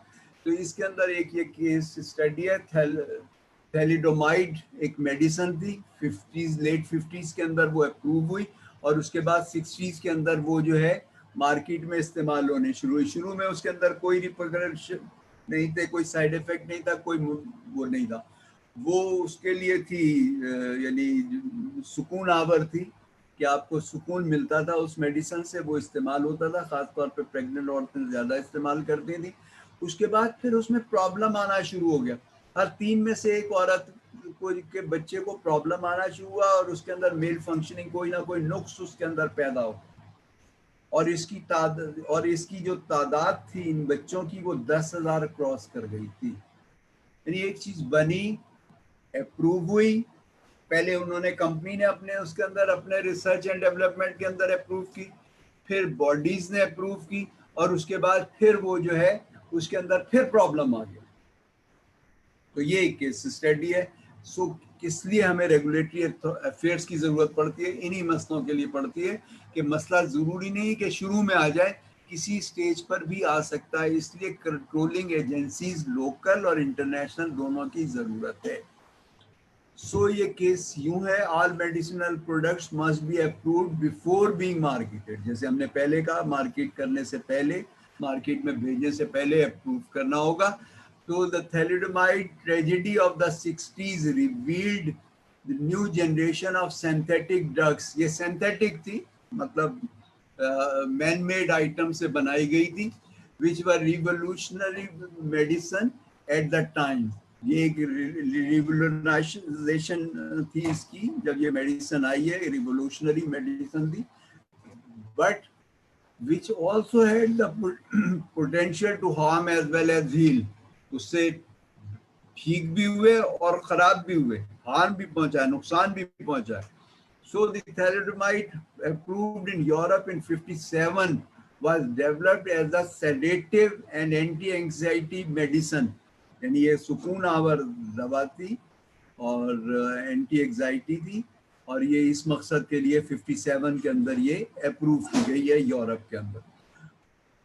नो टेरेडेंजेंसी, यानी the ability to cause birth defect, कोई भी इसके अंदर कोई भी ये प्रॉब्लम नहीं था कि बर्थ डिफेक्ट इसके अंदर कोई ऑब्जर्व किया गया हो इस मेडिसिन के साइड इफेक्ट में।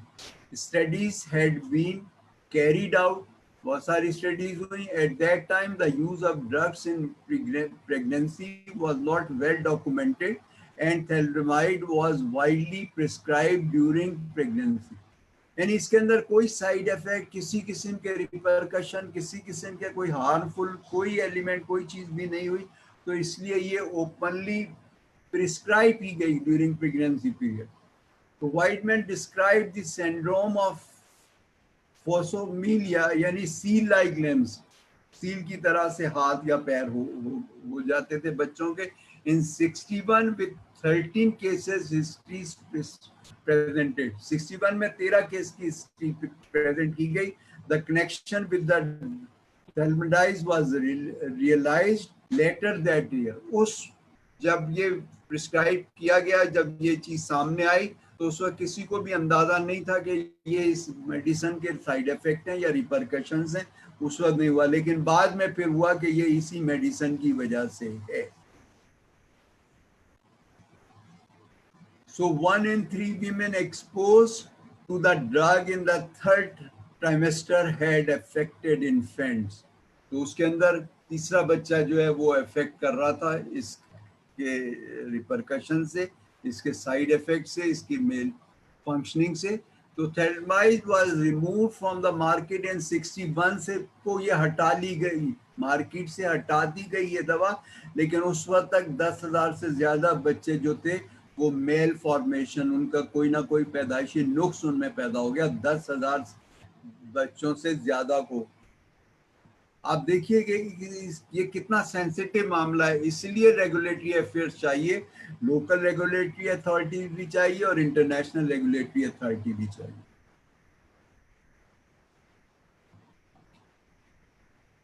Regulatory multi use facilities considerations. हम बाज दफा क्या होता है, एक ही यूनिट के ऊपर बहुत सारी प्रोडक्ट्स बना रहे होते हैं, एक ही टाइप की मुख्तलिफ प्रोडक्ट्स बना रहे होते हैं. खासतौर पे जो कंपनियां, जो फैक्ट्रियां टॉलिंग करती हैं, दूसरों का काम करती हैं, वो कई टाइप की मेडिसिन, टैबलेट्स, कैप्सूल्स या मिक्सचर बना रही होती हैं. So multi products in the facility में एक से ज्यादा टाइप की प्रोडक्ट्स होती हैं. So multiple lots at various stages in facilities. बहुत सारी lots मुख्तलिफ स्टेजेस के ऊपर होती हैं. कोई इनिशियल स्टेज में होती है, कोई इंटरमीडिएट और कोई ऑलमोस्ट फाइनल स्टेज पे होती है. मुख्तलिफ स्टेजेस के अंदर लॉट्स कंपनी के अंदर पड़ी होती है. Then campaigning multiple products. आप एक साथ बहुत सारी प्रोडक्ट्स को चला रहे होते हैं. सिमिलर प्रोडक्ट्स होती हैं, बहुत सारी सिमिलर प्रोडक्ट्स होती हैं ना. खासतौर पे जो कंपनियां टॉलिंग करती हैं तो उनको जैसे पैरासीटामोल है, वो एक की भी बना रही हैं, दूसरे की भी बना रही हैं. तो वो बहुत सारी टॉलिंग फैक्ट्रीज बनाती हैं, तो वो एक जैसी प्रोडक्ट्स बन रही होती हैं. और डिफरेंट प्रोडक्ट्स भी हो सकती हैं, मुख्तलिफ टाइप की प्रोडक्ट्स भी हो सकती हैं, आपकी अपनी फैसिलिटी में भी हो सकती हैं, और अगर आप टॉलिंग कर रहे हो तो भी हो सकती हैं.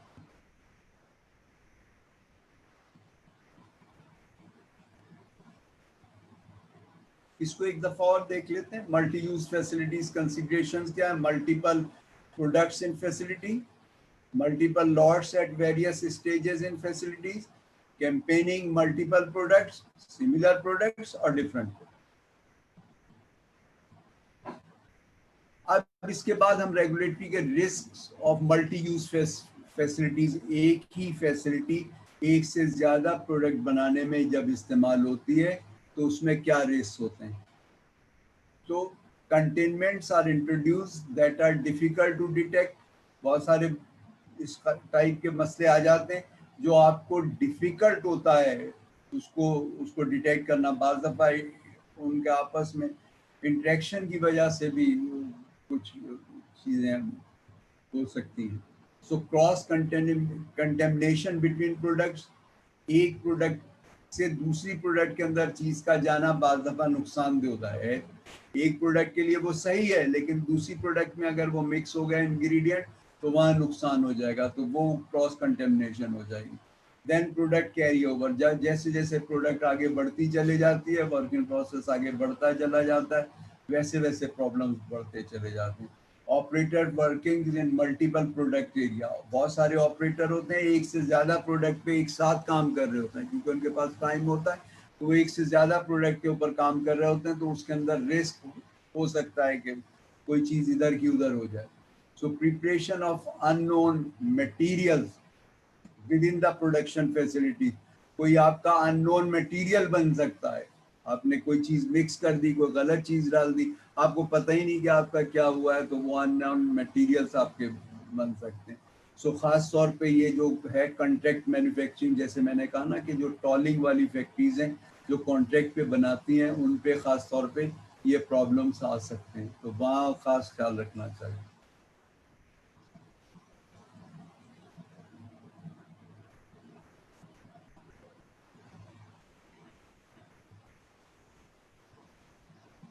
अब मजीद रिस्क इसके अंदर ये है एफडीए का, यानी food and drugs regulatory administration, उसकी प्राइमरी कंसर्न क्या है? क्रॉस कंटेमिनेशन के ऊपर है। एक उसकी क्रॉस कंटेमिनेशन है, दूसरी उसकी potential for mixup and microbial contamination है, तीसरी उसकी लैक ऑफ फैसिलिटी कंट्रोल।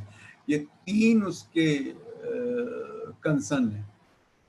सो पहला कंसर्न जो है वो क्रॉस कंटेमिनेशन है, जनरेशन ऑफ एरोसोल, यानी स्पिल हो जाए या लीकेज हो जाए इक्विपमेंट के अंदर, तो वो चीज़ें जो है वो मिक्सचर जो है वो महलूल जो है वो इधर का उधर मिक्स हो सकता है, दूसरी जगह पे जा सकता है वो।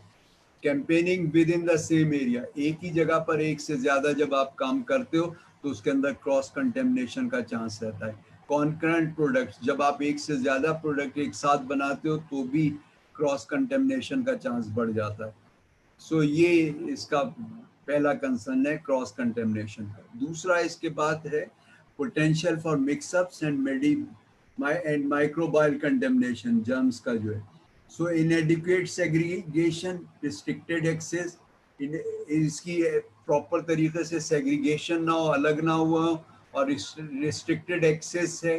Then open processing, air quality monitoring, open processing अगर हो रही है, एयर क्वालिटी उसमें इम्पोर्टेंट है, और इसके अलावा जो है मॉनिटरिंग का, आपका मॉनिटरिंग का सिस्टम क्या है। Then lack of facility control, areas clearance, cleaning inactivation. So आपको एरियाज की क्लियरेंस देखनी है, क्लीनिंग देखनी है, यानी इनएक्टिवेशन देखना है कि वहाँ पर प्रॉपर काम हो रहा है या नहीं हो रहा। देन पर्सोनल ट्रेनिंग और क्वालिफिकेशन, पर जो लोग काम कर रहे हैं उनकी क्वालिफिकेशन भी रेलेवेंट हो, और उसके बाद फिर उनकी जो ट्रेनिंग है वो भी, उनकी ट्रेनिंग वन वन टाइम नहीं बल्कि रेगुलर ट्रेनिंग हो। देन गुड डॉक्यूमेंटेशन प्रैक्टिसेस, जो अच्छी डॉक्यूमेंटेशन है उसकी प्रैक्टिसेस हो।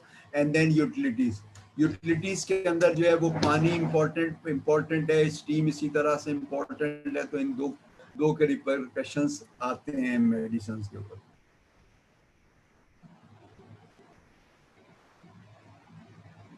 Then regulatory multi use facility design, एक से ज्यादा प्रोडक्ट अगर आप बना रहे हैं तो उसके लिए आपको किन चीजों का ख्याल रखना पड़ेगा।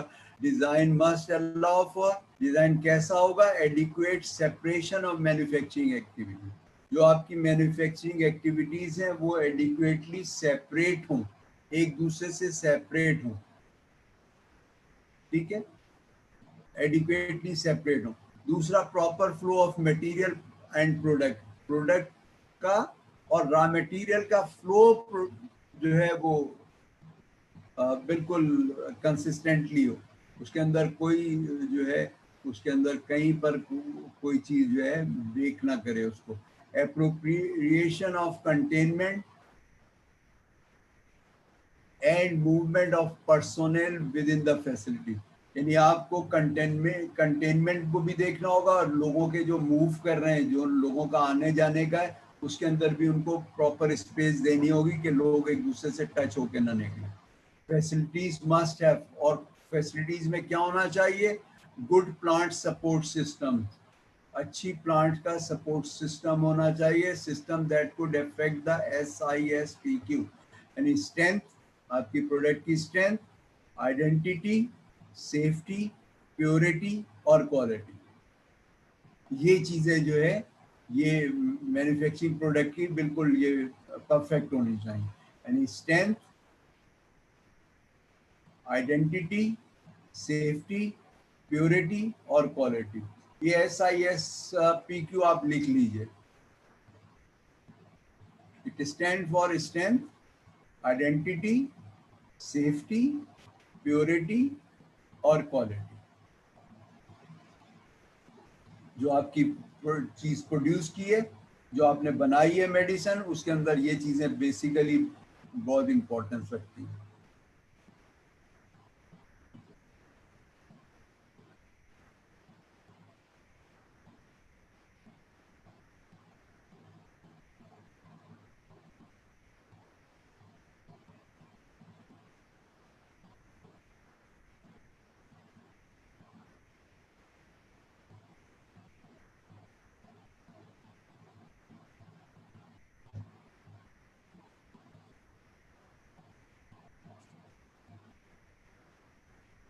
उसके बाद स्ट्रेंथ, आइडेंटिटी, सेफ्टी, प्योरिटी और क्वालिटी के बाद जो दूसरी चीजें हैं उसके अंदर है HVAC, water, steam and waste. HVAC क्या है? इसके अंदर हीट, वैक्यूम, एयर कंडीशन। ये आपके सिस्टम के लिए बहुत इंपॉर्टेंट है। जहाँ हीट चाहिए, वैक्यूम भी आपको चाहिए होता है, और इसके बाद एयर कंडीशनिंग भी आपको अपने सिस्टम के लिए चाहिए होती है। ये बहुत इंपॉर्टेंट है। इसके अलावा जैसे पहले मैंने कहा था, वाटर और स्टीम आपके लिए इम्पोर्टेंट है, और वेस्ट की मैनेजमेंट, वेस्ट का कंट्रोल, ये आपके लिए इम्पोर्टेंट है। देन वैलिडेशन प्रोग्राम, इसके अंदर जो इक्विपमेंट है, क्लीनिंग है, चेंज ओवर है। एक प्रोडक्ट से दूसरी प्रोडक्ट के लिए सेम इक्विपमेंट यूज करते हैं, तो चेंज ओवर के लिए आपको क्या प्रिकॉशंस लेनी है उसका आपको ख्याल रखना होगा, उसको प्रॉपर प्योरीफाई करना होगा, और इसी तरह से इक्विपमेंट और उसकी क्लीनिंग का आपको ख्याल रखना होगा। देन डिजाइन मस्ट हैव, इस डिजाइन के अंदर क्या चीजें होनी चाहिए? गुड कैलिब्रेशन होनी चाहिए, इसके अंदर गुड कैलिब्रेशन होनी चाहिए, एंड प्रिवेंटिव मेंटेनेंस होनी चाहिए। प्रिवेंटिव मेंटेनेंस का प्रोग्राम होना चाहिए, इसकी अच्छी कैलिब्रेशन होनी चाहिए, प्रिवेंटिव मेंटेनेंस होनी चाहिए। Then good environmental monitoring program to routinely verify the quality of air and water, कि आपका जो एनवायरमेंट मॉनिटरिंग इस तरह से होना चाहिए कि जो क्वालिटी ऑफ एयर और वाटर है उसको आपको देखना पड़ेगा, और ख़ास तौर पे आपको जो है ना अपने जो आपका पानी आ रहा है उसको ख़ास तौर पे आपको देखना पड़ेगा, और हर हर स्टेज पे उसको उसको मॉनिटर करना पड़ेगा। Then good personal training program, आपको जो ट्रेनिंग है पर्सोनल की आपकी, वो एक अच्छा आपका ट्रेनिंग प्रोग्राम होना चाहिए, और प्रॉपरली उसको उसको ट्रेनिंग देनी चाहिए आपको। Then current good manufacturing practices, आपको अपनी जो भी अपडेट आए आपको आपको उसको यूरोपियन यूनियन से जो भी अपडेट आती हैं, या आपको इंटरनेशनल अमेरिकन बॉडी से, या आपको लोकल बॉडी से, रेगुलेटरी ड्रग रेगुलेटरी अथॉरिटी से आपके पास जो भी फीडबैक आता है अपनी चीज़ों को अपडेट करने का, तो उसको आपको ख्याल रखना होगा, और आपको अपनी चीज़ सिस्टम को अपडेट करना होगा। The necessary skills and techniques to perform their assigned functions, आपके पास जो आपके पास और आपके स्टाफ के पास नेसेसरी स्किल्स और टेक्निक्स होनी चाहिए, जो इसकी बुनियादी ज़रूरत है, ताकि जो जिसको काम दिया जाए वो काम कर सके। Then awareness of the unique properties of biological products and their potential impact on a manufacturing process if applicable. So आपको awareness होनी चाहिए इसके अंदर, जो भी इसकी प्रॉपर्टीज़ हैं, जो भी बायोलॉजिकल प्रोडक्ट आप बना रहे हैं उसकी जो भी प्रॉपर्टीज़ हैं उस, और जो आपको केयर्स चाहिए वो आपके इल्म में और आपके स्टाफ के इल्म में होना चाहिए। अब हम आ जाते हैं लॉजिस्टिक डिज़ाइन की तरफ, लॉजिस्टिक्स की तरफ आ जाते हैं। जो प्रोडक्ट हमारी मूव कर रही है रॉ मटेरियल से लेके फिनिश गुड तक, sufficient space for equipment and processes, आपके पास स्पेस काफ़ी होनी चाहिए। ये नहीं कि आपने जो है एक्सपेंशन की और एक से ज़्यादा प्रोडक्ट बनाने लगे, ओरिजिनल आपके पास जगह छोटी है, तंग पड़ती है, तो आपको मैन्युफैक्चरिंग के अंदर और प्रोसेसिंग में प्रॉब्लम होगा। तो आपको सफिशिएंट स्पेस चाहिए, आपको एक्सपेंशन पे जाना होगा या किसी यूनिट दूसरे यूनिट के ऊपर जाना होगा।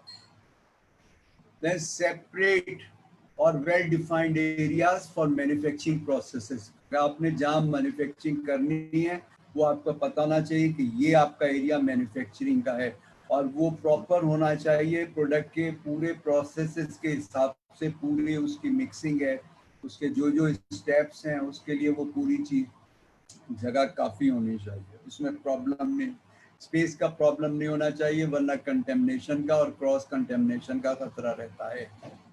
फिर टाइम, आपको कितना टाइम देना है उस प्रोसीजर में, उस सिस्टम में कितना टाइम लगना, उसको उतना टाइम देना होगा।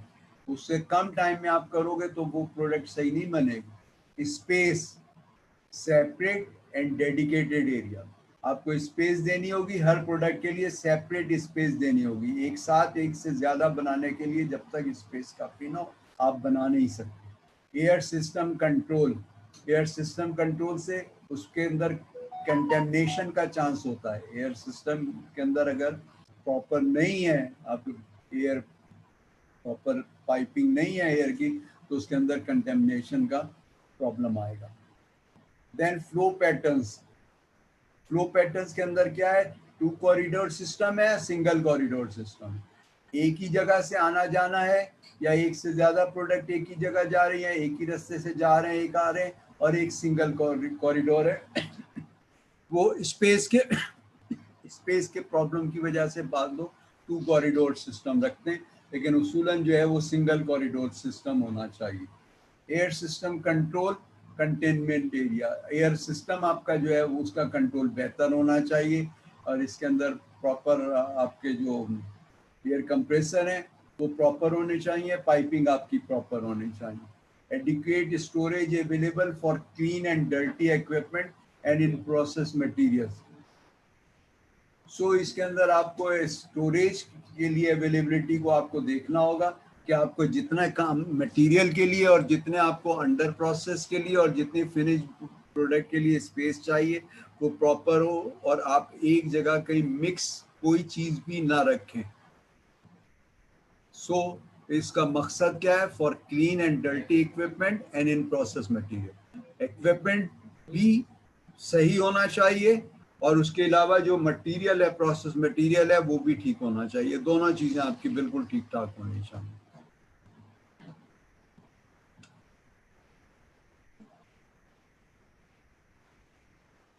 अब हम आते हैं रेगुलेटरी जो नीड है आपकी फॉर मटेरियल फ्लो डिजाइन के लिए। सूटेबल एरिया चाहिए फॉर क्वारंटाइन एंड रिलीज। कब कौन सी चीज, कौन सा मटेरियल, कौन सा अंडर प्रोसेस, कौन सा फिनिश गुड, कितने पीरियड के लिए उसको रखना है, उसको क्वारंटाइन करना और कब रिलीज करना है, तो उसके लिए प्रॉपर स्पेस होनी चाहिए, प्रॉपर टाइमिंग को देखना चाहिए उसके अंदर। इसके अंदर रॉ मटेरियल्स और कंपोनेंट्स को भी, इन प्रोसेस इंटरमीडिएट्स को भी, बल्क मटेरियल यानी जो एक्टिव फार्मास्यूटिकल इंग्रेडिएंट्स हैं, जो आपके बेसिक रॉ मटेरियल्स हैं, उनको भी, एपीआई जिसे कहते हैं। Then final product. So logical flow through facility, logical flow होना चाहिए, लॉजिकल वे के अंदर चीज़ें जानी चाहिए। बेहतर है 2 कॉरिडोर सिस्टम हो, और बेहतर तरीके से उनका चीज़ों का यूनिफ्लो होना चाहिए, वो मिक्सअप नहीं होना चाहिए फ्लो के अंदर। And then hard pipe versus transparent transport. अच्छा, उसके अंदर कुछ चीज़ें जो लिक्विड आइटम है, मिक्सचर वगैरह जो है, उसके लिए हम हार्ड पाइप से बाज़ दफ़ा उसको शिफ्ट करते हैं, या मिक्सिंग मशीन्स होती है उसके साथ हार्ड पाइप लगा होता है, और वही फिर आगे चला जाता है पैकिंग के अंदर। और बाज़ दफ़ा हम उसको ट्रांसपोर्ट करते हैं, उसको उसको किसी कंटेनर में लेके जाते हैं। तो ये हमारा जो हार्ड पाइप सिस्टम है, ये ज़रा कन्वीनियंट होता है। इसके अंदर जो है चीज़ के गिरने का, ख़राब होने का, और जो मटेरियल हैंडलिंग के जो मसले और कॉस्ट हैं, वो कम से कम आ रही होती है।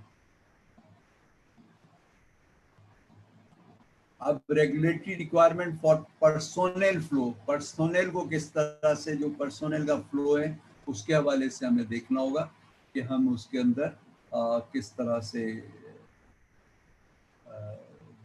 कंट्रोल करेंगे। एक तो रिस्ट्रिक्टेड एक्सेस होना चाहिए, हर बंदा हर जगह नहीं जा सकता, ठीक है ना।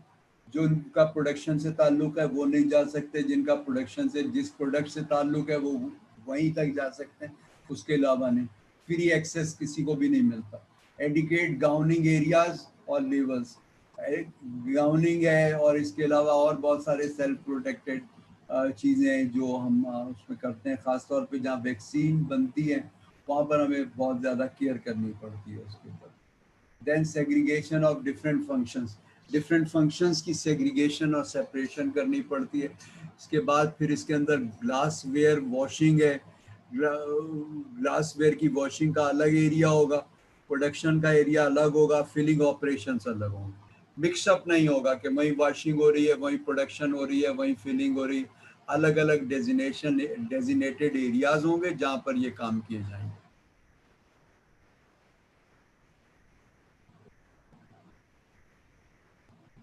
अब हम आते हैं इक्विपमेंट के कंसीडरेशन के ऊपर कि इक्विपमेंट के लिए हमें क्या कंसीडरेशन देखना होगा, किन चीज़ों का ख्याल रखना होगा। एक तो क्लास इक्विपमेंट की हमें देखनी होगी, जितना हमारा इक्विपमेंट और एपरेटस है वो किस क्लास का है, किस टाइप का है, उसको देखना होगा।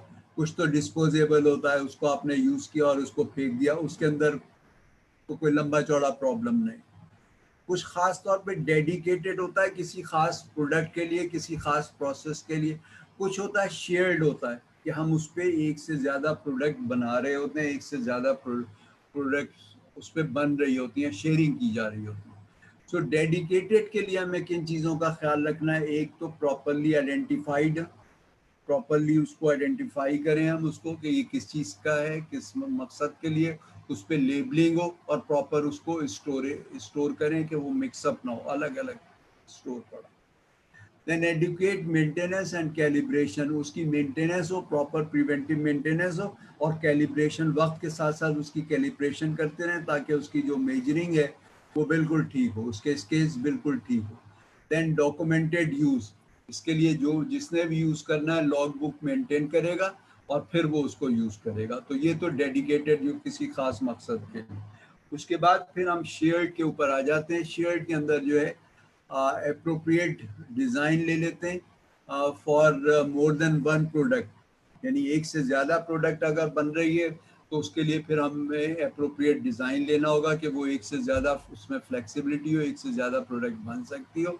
और जो मेन जो प्रोडक्ट जिस वर्ग के बनाने के लिए है वो होस्ट प्रोडक्ट हो जाएगी, और दूसरी जो है उसके ऊपर then easily cleaned and sterilize, आसानी से साफ हो सके, स्टेलाइजेशन इसकी हो सके, इसमें ज़्यादा कॉम्प्लिकेटेड पार्ट्स ना हो कि इसकी क्लीनिंग और स्टेलाइजेशन जो है वो मुश्किल हो।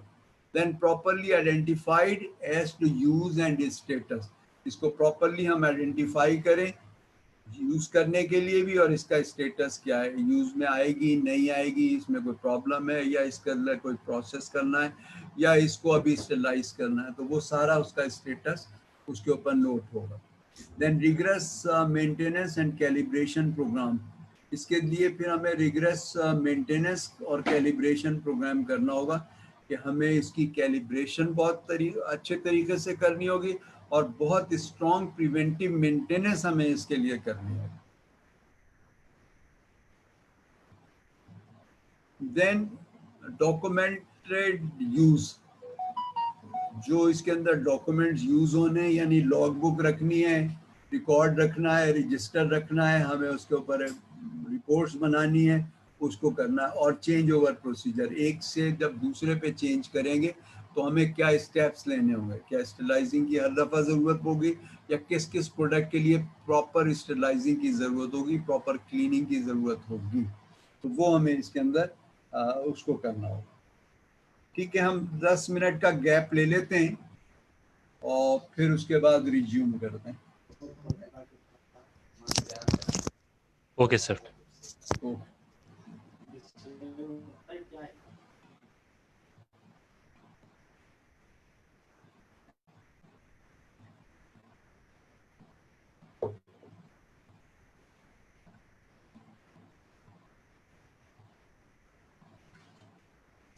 उसकी रिपोर्ट आ गई है, नहीं अभी है ना, 10 मिनट का गैप है ना।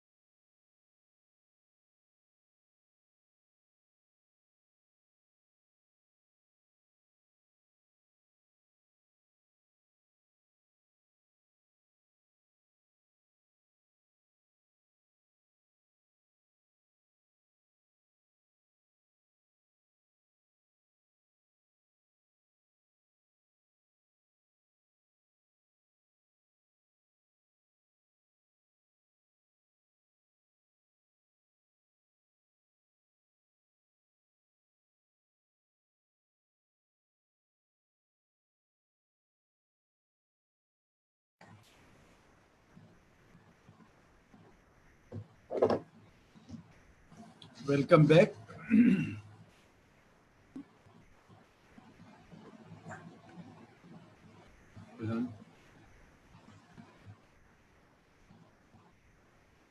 अब हम आ जाते हैं इक्विपमेंट फ्लो के हवाले से क्या रेगुलेशंस हैं।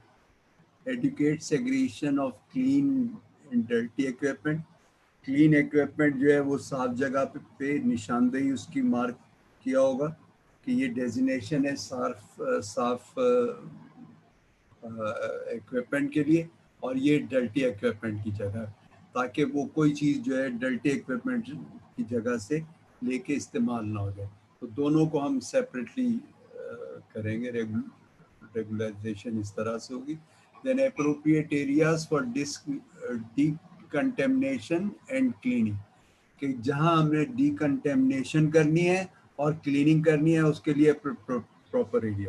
यानी एक तो हमें मार्क करना होगा कि ये एरिया है डर्टी इक्विपमेंट के लिए, और एक एरिया मार्क होगा कि यहाँ पर हमें क्लीनिंग करनी है, और फिर एक एरिया मार्क होगा कि जहाँ पर हमारे पास जो क्लीन मटेरियल इक्विपमेंट पड़ा है उसका डेजिग्नेटेड एरिया, उसका प्रॉपरली लेबल एरिया होगा। Then indicate areas for storage of equipment when not in use. जो इक्विपमेंट हमारे इस्तेमाल के लिए नहीं है, जैसे अब एक प्रोसेस है जो अब जो मेडिसिन बननी है उस पर वो प्रोसेस यूज नहीं होना, तो वो इक्विपमेंट इस अलग जगह पे पड़ा रहेगा ताकि कोई वो इक्विपमेंट ले ना ले, और वो उसका डेजिग्नेटेड एरिया होगा कि ये जो है ये यूज नहीं होना, this will not be under use. अब स्टेरिलाइजेशन एक का सिस्टम क्या होना चाहिए?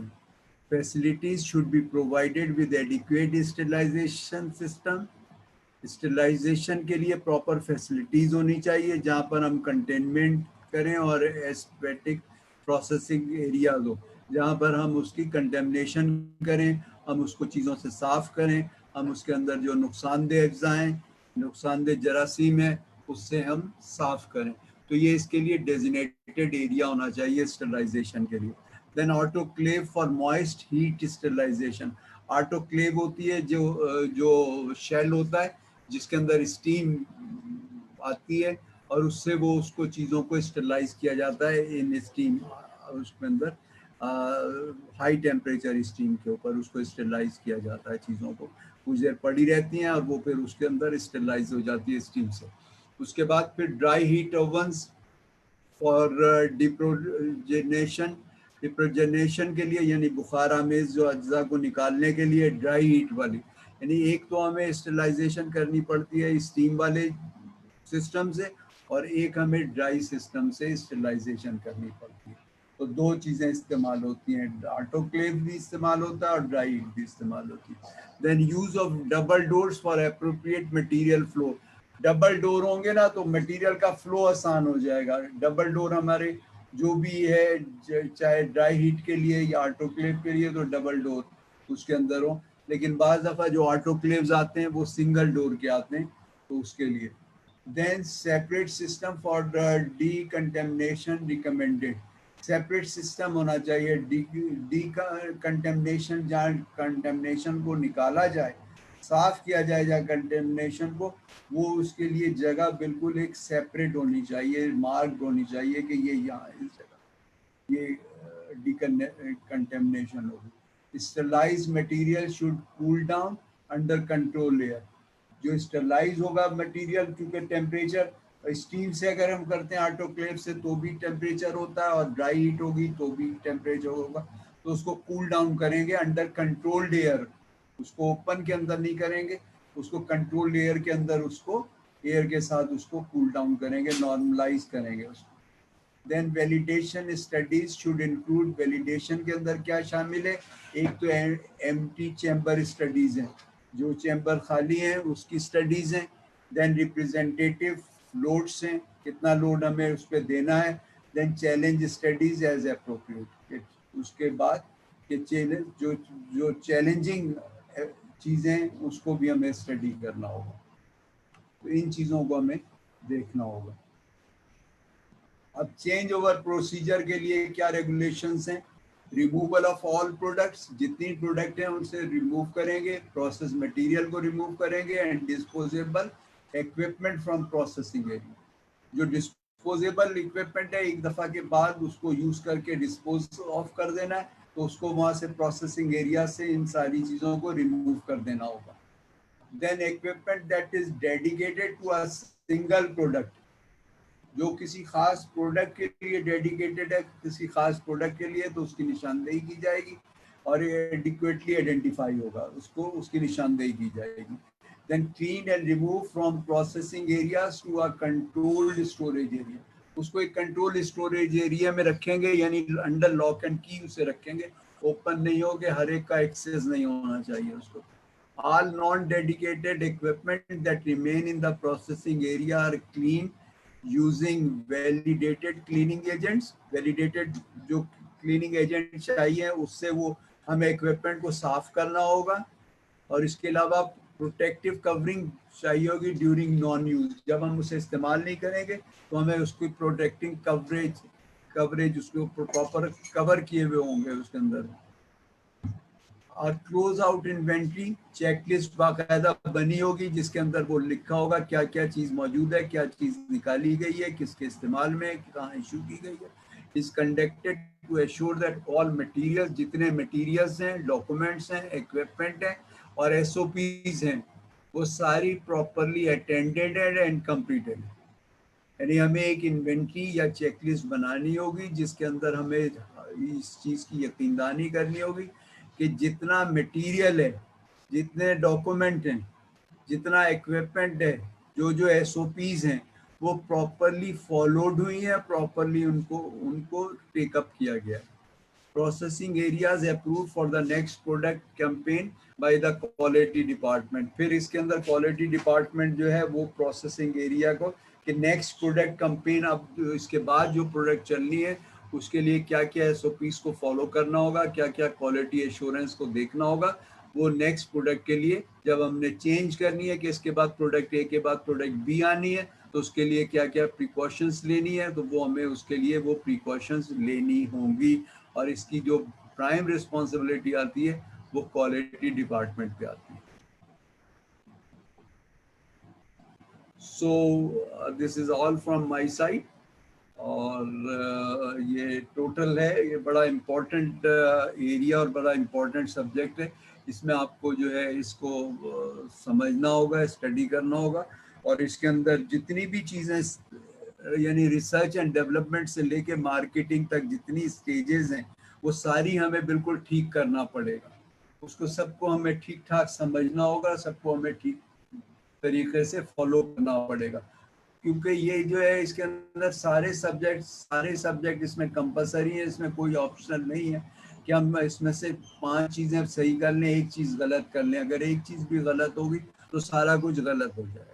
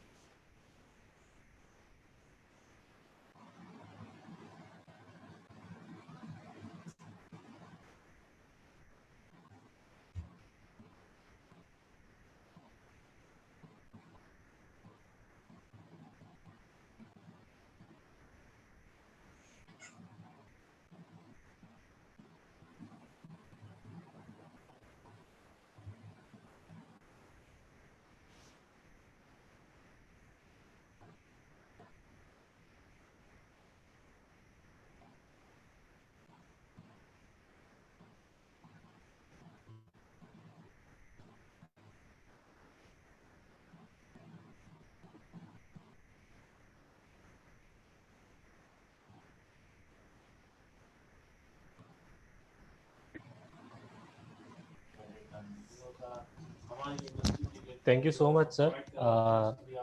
आपकी प्रेजेंटेशन अगर कंप्लीट हो गई है तो हम लोग लास्ट जो हमारा टाइम बचा है उसके अंदर हम क्यूए सेशन कर सकते हैं। जो पार्टिसिपेंट्स हैं वो क्यूए टैब में अपने क्वेश्चन रिकॉर्ड करवा सकते हैं। सर आप क्यूए टैब के अंदर क्वेश्चन देख लें और उनको 1 बाय 1 आंसर कर सकते हैं। अगर किसी को कोई सवाल है तो आप क्यूए टैब के अंदर लिख सकते हैं।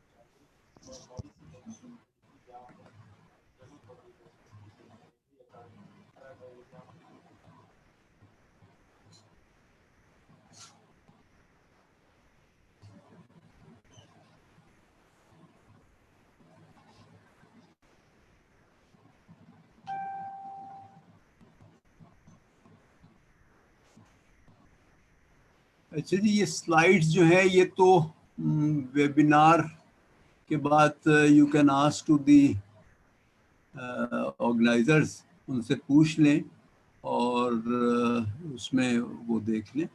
और parametric release and real time जो बिल्कुल उसी टाइम पे रियल टाइम हमारी कहलाती है, जो जिस वक्त जो चीज़ चाहिए उसी वक्त वो। और what are the line and the line testing, please explain. देखिए, लाइन के अंदर, लाइन तो वो है जो हमारी प्रोडक्शन लाइन है, एक के बाद दूसरा प्रोसेस है, वो हमारी प्रोडक्शन लाइन है। और उसके बाद जो लाइन टेस्टिंग है, हर स्टेज पे जो हमारी टेस्टिंग होती है वो लाइन टेस्टिंग कहलाती है।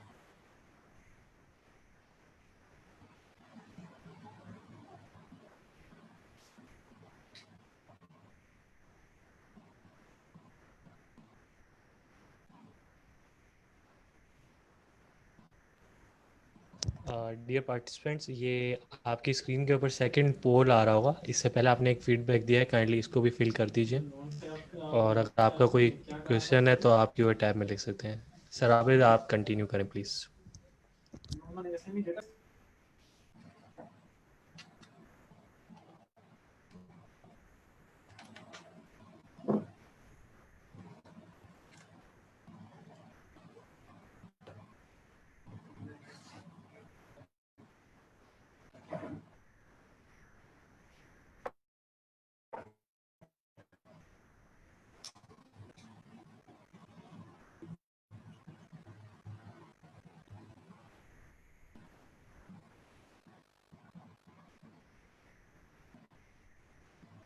फिर एक इन्होंने कहा जहाँ जहाँ ये सिस्टम मिसाली हैं वहाँ के तजुर्बात दूसरे लोगों से शेयर होने चाहिए ताकि दूसरे इससे फ़ायदा उठा सके। मल्टीनेशनल बहुत सारी बहुत अच्छी हैं, लोकल में अगर हम देखें तो एप्ला बहुत अच्छी है, लेकिन आप लोग आपस के अंदर अपने ईमेल एड्रेसेस अगर शेयर करें तो उसके अंदर आप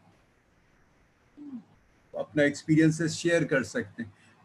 लेकिन इस नॉलेज को आपको अपडेट रखना होगा, और अपडेट के लिए आप ये कि यूट्यूब वगैरह से आप हेल्प लीजिए और वो कीजिए। और सर्टिफिकेट रिगार्डिंग अटेंडेंस, होपफुली आप लोगों को सर्टिफिकेट मिलेगा। बल ये सही मानों में जैन साहब आपको बता सकेंगे।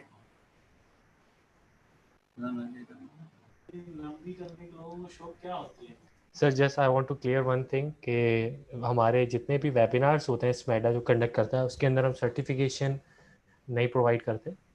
हमारी फिजिकल ट्रेनिंग्स हैं जो कि इंशाल्लाह इस मंथ के एंड से स्टार्ट हो जाएंगी, जो नॉर्मली होटल्स में होती हैं, वन डे वर्कशॉप्स होती हैं, उसकी हम सर्टिफिकेशन देते हैं बिल्कुल।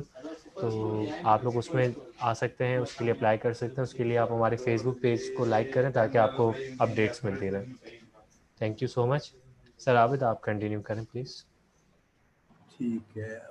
डॉक्टर समिया तस्लीम, इन्होंने जो एज कंसल्टेंट ज्वाइनिंग को कहा है, आप मेरे ईमेल एड्रेस नोट कर लीजिए, then you can contact on my email address. और इसके बाद फिर ये है कि डेडिकेटेड फैसिलिटीज़ फॉर पेंसिलिन, क्योंकि उसके अंदर हाई रिस्क है, इसकी वजह से हम उसके लिए डेडिकेटेड फैसिलिटी रखते हैं। और इसके अलावा वैसे भी हर प्रोडक्ट के लिए एक डेडिकेटेड फैसिलिटी रखते हैं, और एक से ज़्यादा चीज़ें भी बनाते हैं तो उसके लिए हम डेडिकेटेड एरिया, हॉल्स में डेडिकेटेड एरिया रखते हैं। ये प्रोडक्ट ए के लिए, ये प्रोडक्ट बी के लिए, सी के लिए, डी के लिए।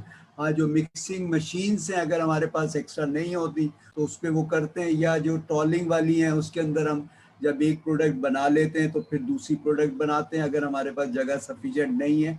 अगर जगह सफिशिएंट है, जैसे फार्माटेक के पास काफ़ी जगह है और वो टॉलिंग करती है, तो वो एक से ज़्यादा लोगों की ट्रॉलिंग एक वक्त में कर सकती है।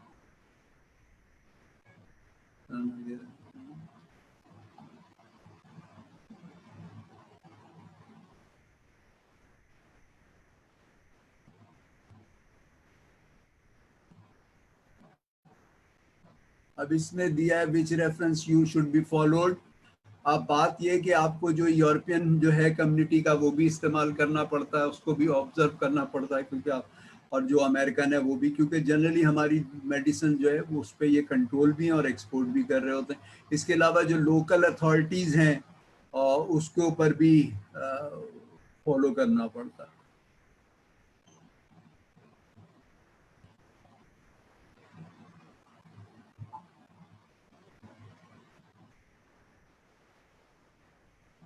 Yes, GLP is part of GMP.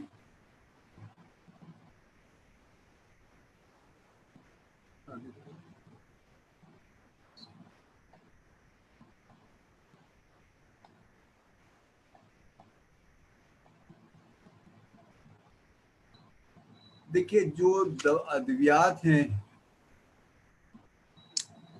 जो अद्वियात हैं जो हुक्मा इस्तेमाल करते हैं उसके लिए जनरली कोई अथॉरिटी नहीं होती, लेकिन बाज जैसे हमदर्द है उन्होंने एक बाकायदा अपना सिस्टम बनाया हुआ, वो सिस्टम को ऑब्जर्व करते हैं, वरना जनरली उनके यहाँ कोई ऐसा कोई सिस्टम है नहीं। और दूसरी बात ये कि उसके अंदर वो हाई रिस्क भी नहीं है, क्योंकि उसके अंदर वो साइड इफेक्ट और प्रॉब्लम्स नहीं होते, इसलिए उसके अंदर कोई इतना मसला भी नहीं होता। जो हिकमत की अद्वियात हैं उसमें मसाइल नहीं होते।